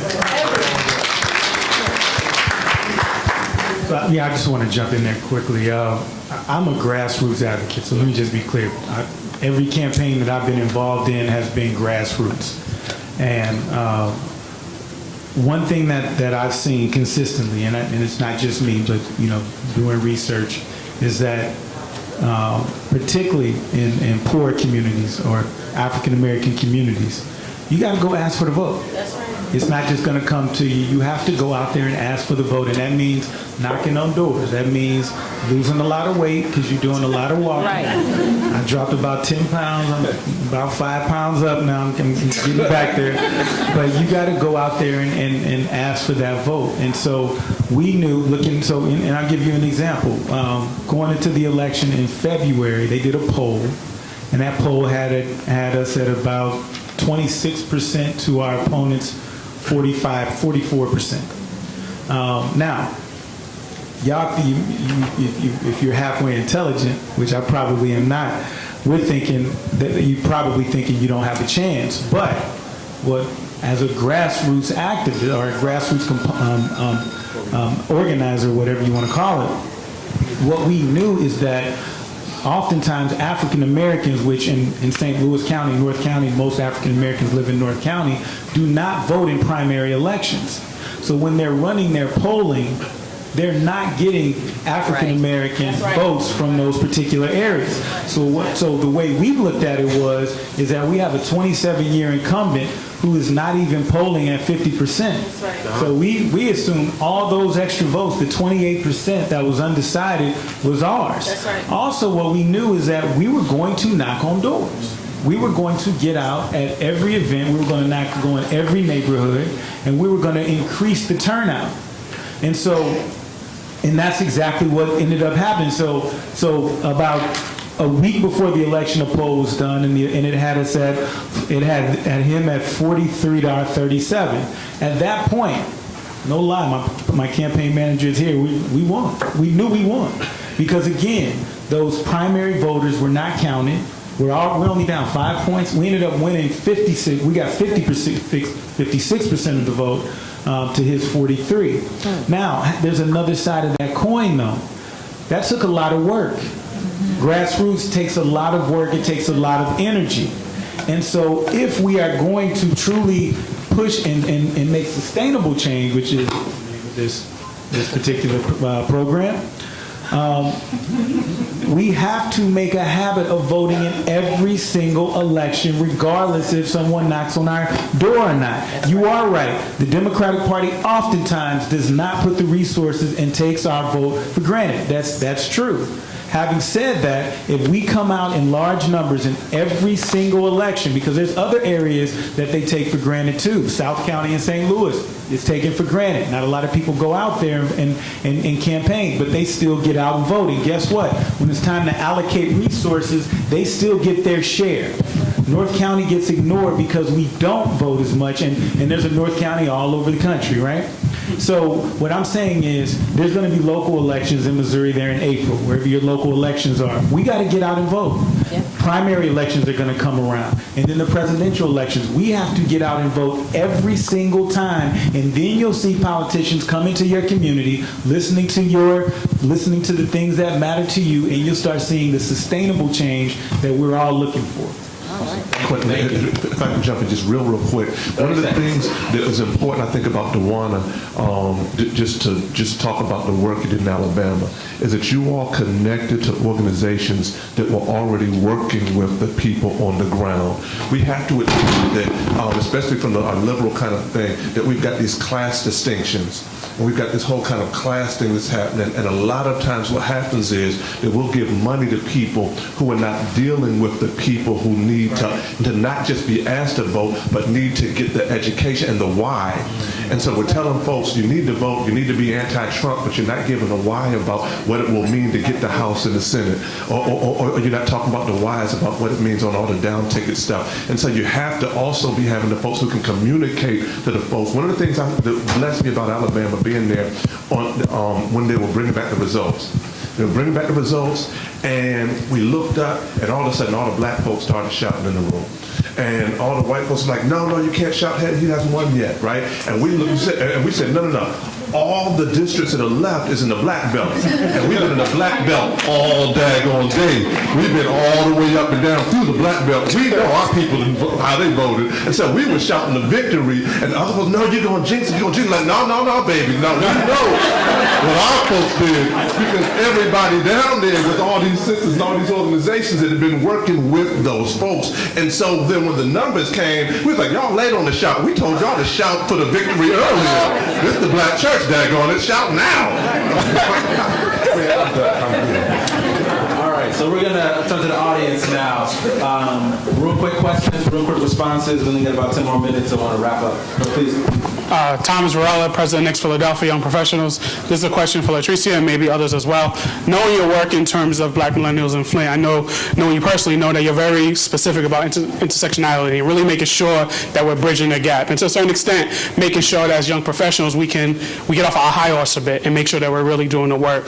What are some of the strategies that you impart on for other young professionals as you're trying to encourage them to realize that you really got to get your hands dirty and address these issues and not get so caught up in thinking that you're on this high horse or part of this talented intent to be away from that work?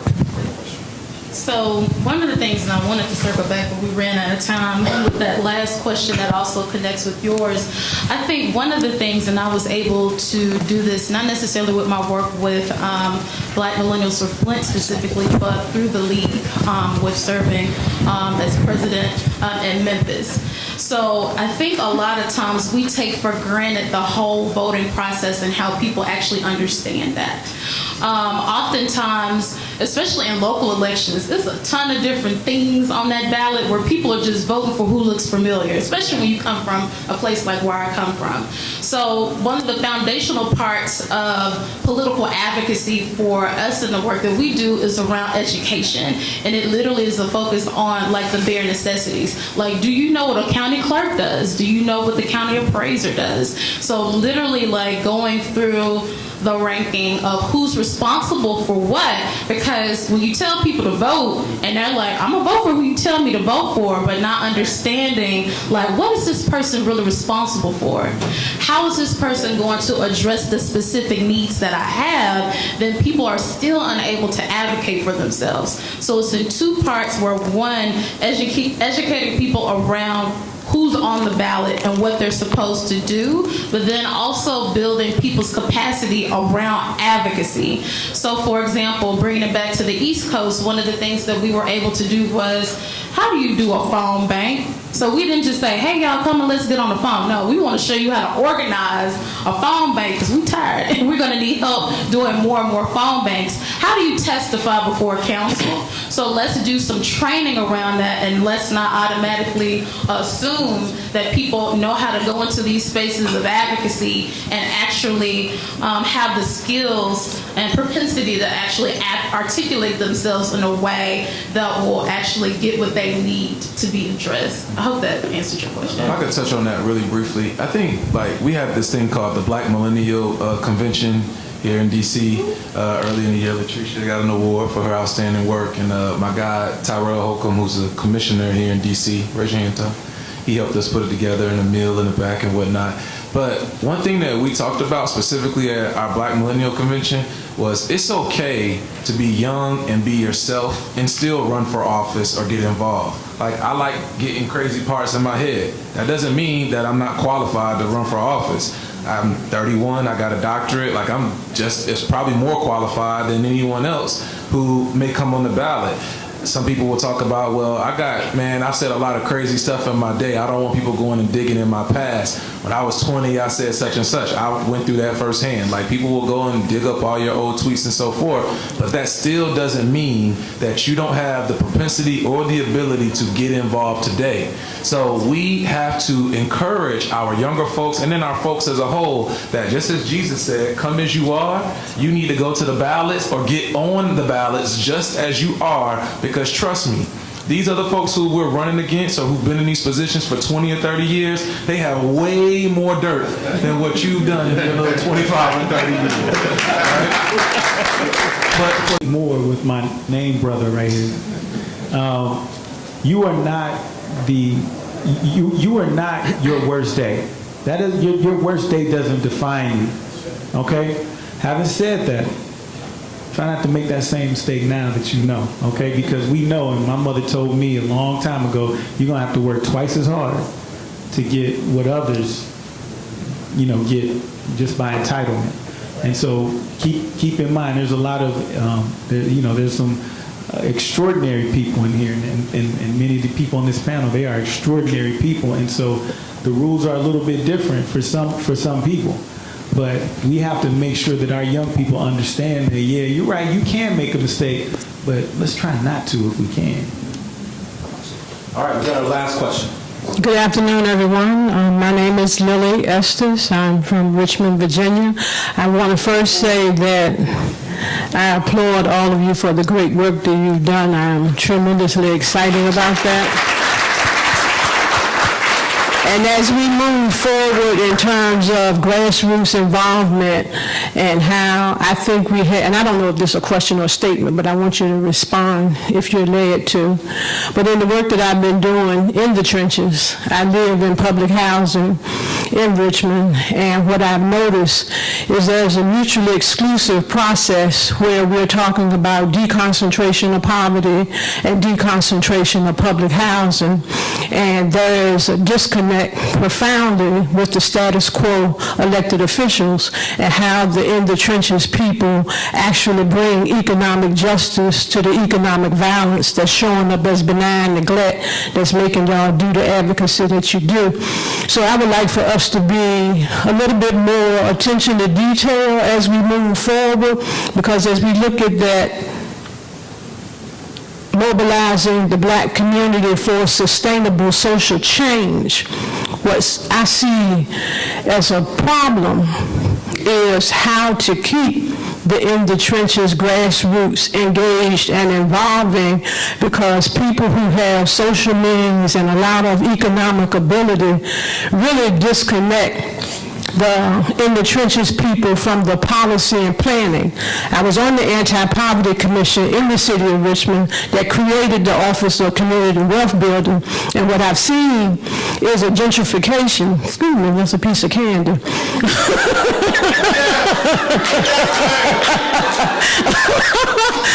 What I've seen is, people complaining about gentrification, but you've been on city council, you've been in the House of Delegates, you've been the mayor for the last 30 years, and we don't know where gentrification came from. It's on your watch. So we need to really, and I'm not mad at any of my people who I love, who my friends, who I've been working with for 40 years, but now we got to deal with some strong, profound accountability for people that look like me and a little darker than me. And a whole lot darker than me, okay?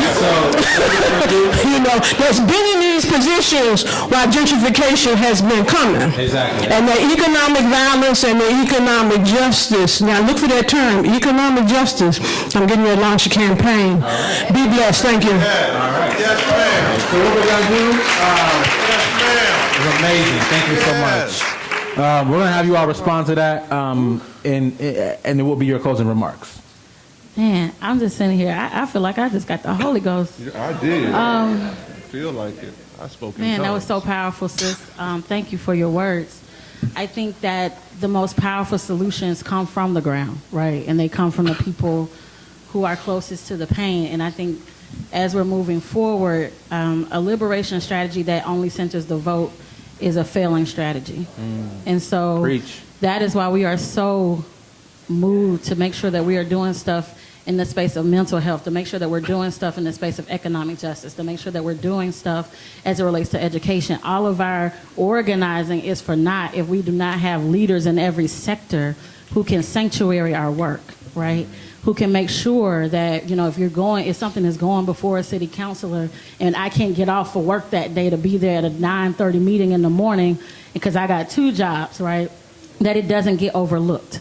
To make sure that we have thought through, as the gentleman said down there, it's not one thing for me. It takes 5 votes on the city council in my city to make anything happen. So just me running likely is not going to impact or have citywide impact. I got to find 4 other people who have like-minded strategy and who want to do the same kinds of things in our city, and we have to win together for impact. And so we're at the place now where if it does not, we can't just elect people. We have to also govern. We also have to be in the churches. We also have to make sure that the kids have opportunities so that they feel like they can dream again. Because at the end of the day, the fact that we have not had safety nets have created a space where people feel like they are in a space of scarcity. And scarcity breeds content. It breeds the kind of lack that we've seen, not just in resources, but in thought. And we exist to make sure that people can think again, that they can dream again. And that is through the process of voting. If that's how we feel like we're going to do it, that's through the process of having sound policy. That is through the process of electing righteous leaders. And so we thank you, and we hope that you will get involved with us. We're Woke Vote, we're Think Rubik's, follow us, get involved. We're in every single state that you are coming from. And so we're ready to do that work, not just in 2018, but moving beyond. Thank you so much to the National Urban League for having this panel and allowing this voice today. I really appreciate it. Ma'am, thank you so much. You gave me so much life for this service I have to go to after this, so God bless you. I'm going to walk in with the Holy Ghost on me. Just bless you. A couple of things. One, I think that your call for accountability is extremely important. I think that that now is a season that we really have to hold people's feet to the fire. I do also want to say that even as we're dealing with what's happening in our inner cities and around issues of gentrification, I also want us to be able to pay attention and be forward-thinking enough to deal with the suburbanization of poverty as well. Because if everybody's being moved out of the inner cities, then that poverty, and if you look all over this nation, suburbs all over this nation, you are seeing suburbs that are watching about a 20% increase in poverty, and the suburbs don't have the infrastructure to be able to deal with it, and they often try to keep their head underwater, acting like something's not happening that is happening. And so there's going to be a need. So even in churches, we're going around dealing with churches talking about how urban ministry is now going to be done a lot of times in the suburbs. That churches are going to have to rethink even what it means to have an urban ministry. And in the suburbs, it's hidden because folks are more isolated. The transportation systems aren't as connected. The governing system isn't as connected. That nobody is talking from a public policy about poverty that deals in the suburbs. And so all the federal and even state policy is going towards cities. And so therefore you have just folks who are left out, and food insecurity in the suburbs is jumping up like crazy. And so if we don't start talking about this stuff and dealing with, you got folks who are having to make a decision whether it's going to be whether I'm going to eat or my kids going to eat. I'll eat one meal so my kids can eat two. Y'all see what I'm saying? And so there's a need for us. So there's a need for us then to hold our leaders accountable on even what's coming down the pike, and saying what are your policies about this? That not just what's happening, but what we see is on the way, so that we can be shaping the infrastructure to deal with our people, so that our people can live, and in Scripture, live life more abundantly. That we don't have to just be bound up and bound down all the time, but we can be shaping things in a way so that our people can live life to the full. Thank you so much. Urban League, thank you. Quentin, tell your wife I said hi. Amen. And again, echoing what was said before, I want to thank the Urban League for all their support. I mean, we have a very strong chapter in St. Louis led by Mike McMillan. It does a lot. They opened the Quick Trip that was burned down in Ferguson. They acquired that property, reopened it as a Ferguson Empowerment Center, and it is a beautiful building. And I would recommend that you visit it if you ever come to our city. And so I'm going to touch upon a couple quick issues in my closing remarks. I think that it is important that elected officials are held accountable. I think that we have to do that. But I think in addition to that, what I see at a lot of council meetings is people coming and saying, what are you going to do about this? What are you going to do about that? Well, in addition to elected officials being held accountable, I think we all need to hold ourselves accountable as well. Because an elected official can only push for change with support.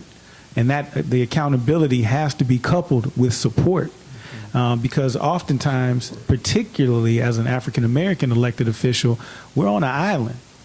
Because we're looking at sound policy, but then we're looking at people, sometimes our own people saying, well, you're not doing enough, but there's some other logistics and things that may not be as visible on a given day. And I can look at the consent decree in Ferguson, which you all heard about. As the sister said before, you can't do anything in our city without 4 votes. And so when the consent decree was first agreed upon, and I actually had an opportunity to work with the President Obama's Department of Justice. I'm proud to say that I was able to work on the consent decree with his Department of Justice. We still had to get it passed, and we didn't have the votes. And so now we have people, supporters who are supposed to be supporters, saying, well, why aren't you getting it passed? And what I'm trying to tell them is, we all calm down. I'm working on these 3 votes. But instead of the support, it was just anger. And what happened is that in Ferguson, you had a dynamic where you had people on the council who, if protesters said it, they were going to do the opposite. That's how the relationship had gotten down. And so it was one of those things where a couple of us had to kind of work those relationships and leverage those relationships behind closed doors to get those 4 votes that we needed, and we were able to do it. And so the point that I'm saying here is, because I also want to talk about mental health too, but I'll cut it short. So the point that I'm saying is that we have to make sure that we are holding our elected officials accountable. But when you have elected officials that are really fighting the good fight, we have to make sure that they have our support as well. And I think that that's so important. And then I'm just going to say this real quick, 5 seconds. We have to invest more resources in the mental health treatment. We have to invest in more drug treatment programs. We have too many people that are starting this cycle of incarceration who need treatment. We can't continue to prosecute our way out of mental health issues. We can't prosecute our way out of drug addiction and things of that nature. We have to start investing in those programs, and that is so important to. That is incumbent on all of us to make sure that we're aware of those issues. Thank you.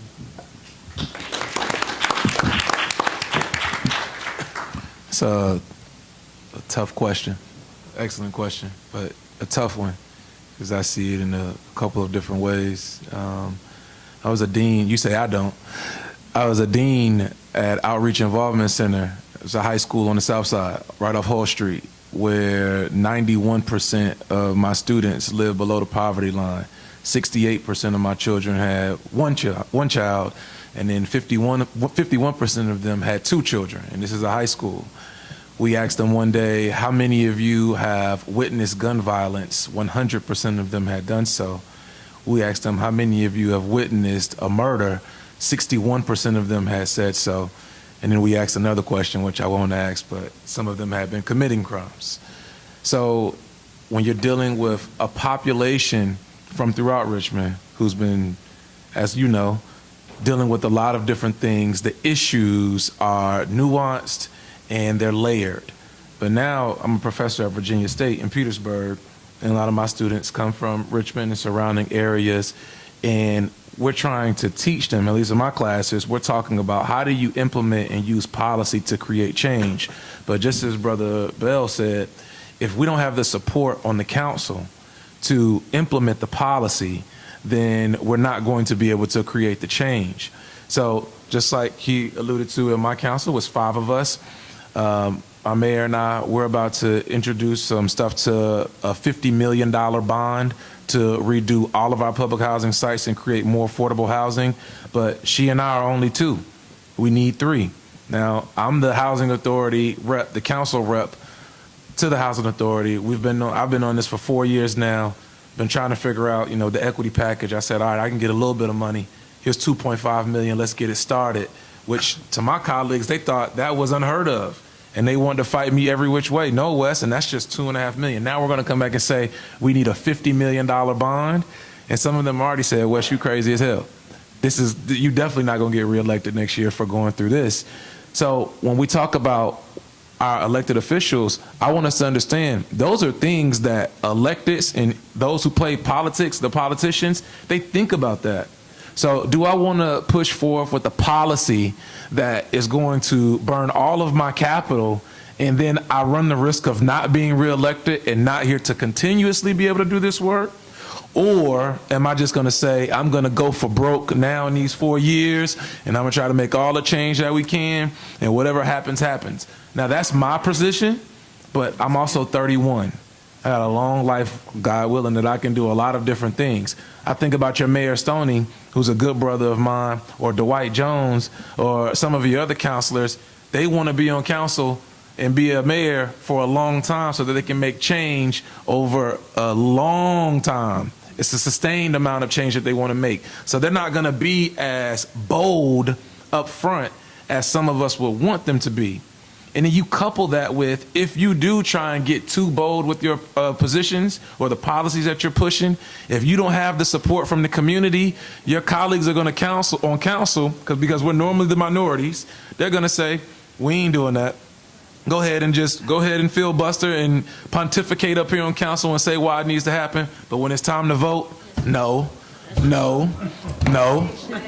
That's how it makes me feel, push something right off a ledge. So we have to be cognizant of all of the things at play when we're asking our electeds to be able to push. Wesley just said something that was paramount that I don't know if we all got.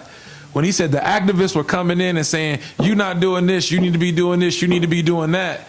And because he's not yelling or being super loud at the council meeting, because he's trying to work backdoor channels to get his colleagues to understand, yeah, you know what, you do need to go with this. It's okay if they're yelling at you. I'm going to handle it. I'm going to talk to them.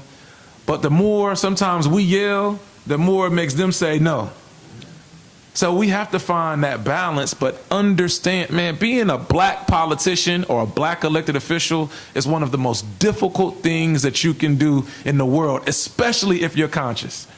Because you want to make all the change right now, but you're working in a system that is perpetuated on systemic oppression and white supremacy that we have to navigate through. And then our folks have a messiah complex sometimes in which we have to fix everything right now. I love being in our public housing sites. If you want to find me in Charlottesville, you ask Todd. You want to find me, you're normally going to find me in West Haven, which is our biggest public housing site. I just go there and post up and kick it because that's where I feel at home. I'm from Atlanta. I'm not from Charlottesville. So I'm there all the time. But you know what I often get?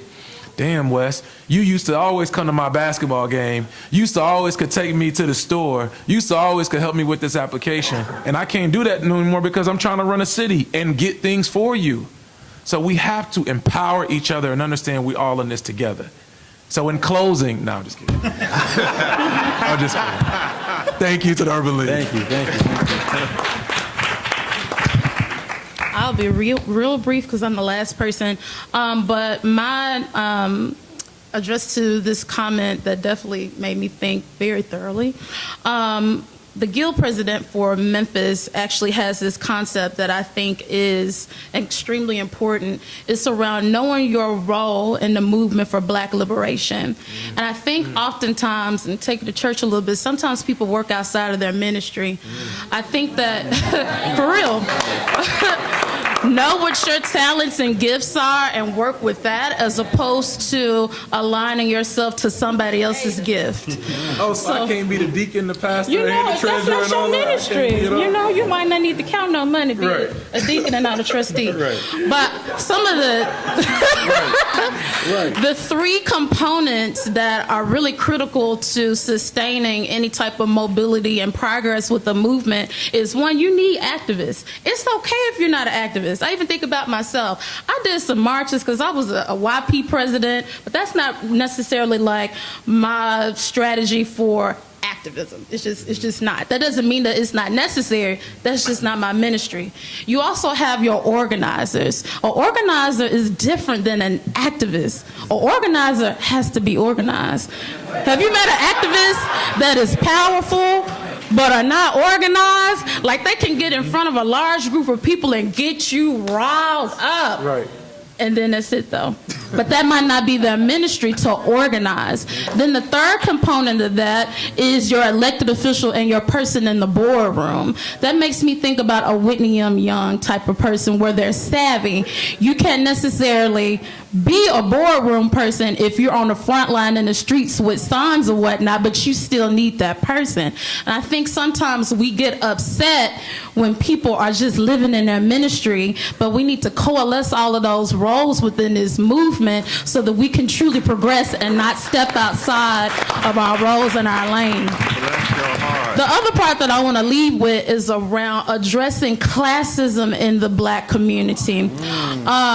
I think one of the things that is most frustrating is sometimes and we hear this often and it sounds cliche, but we think about the Black experience from a very monolithic perspective. However, we do have some ounce of privilege. For us to be here today at the Congressional Black, right?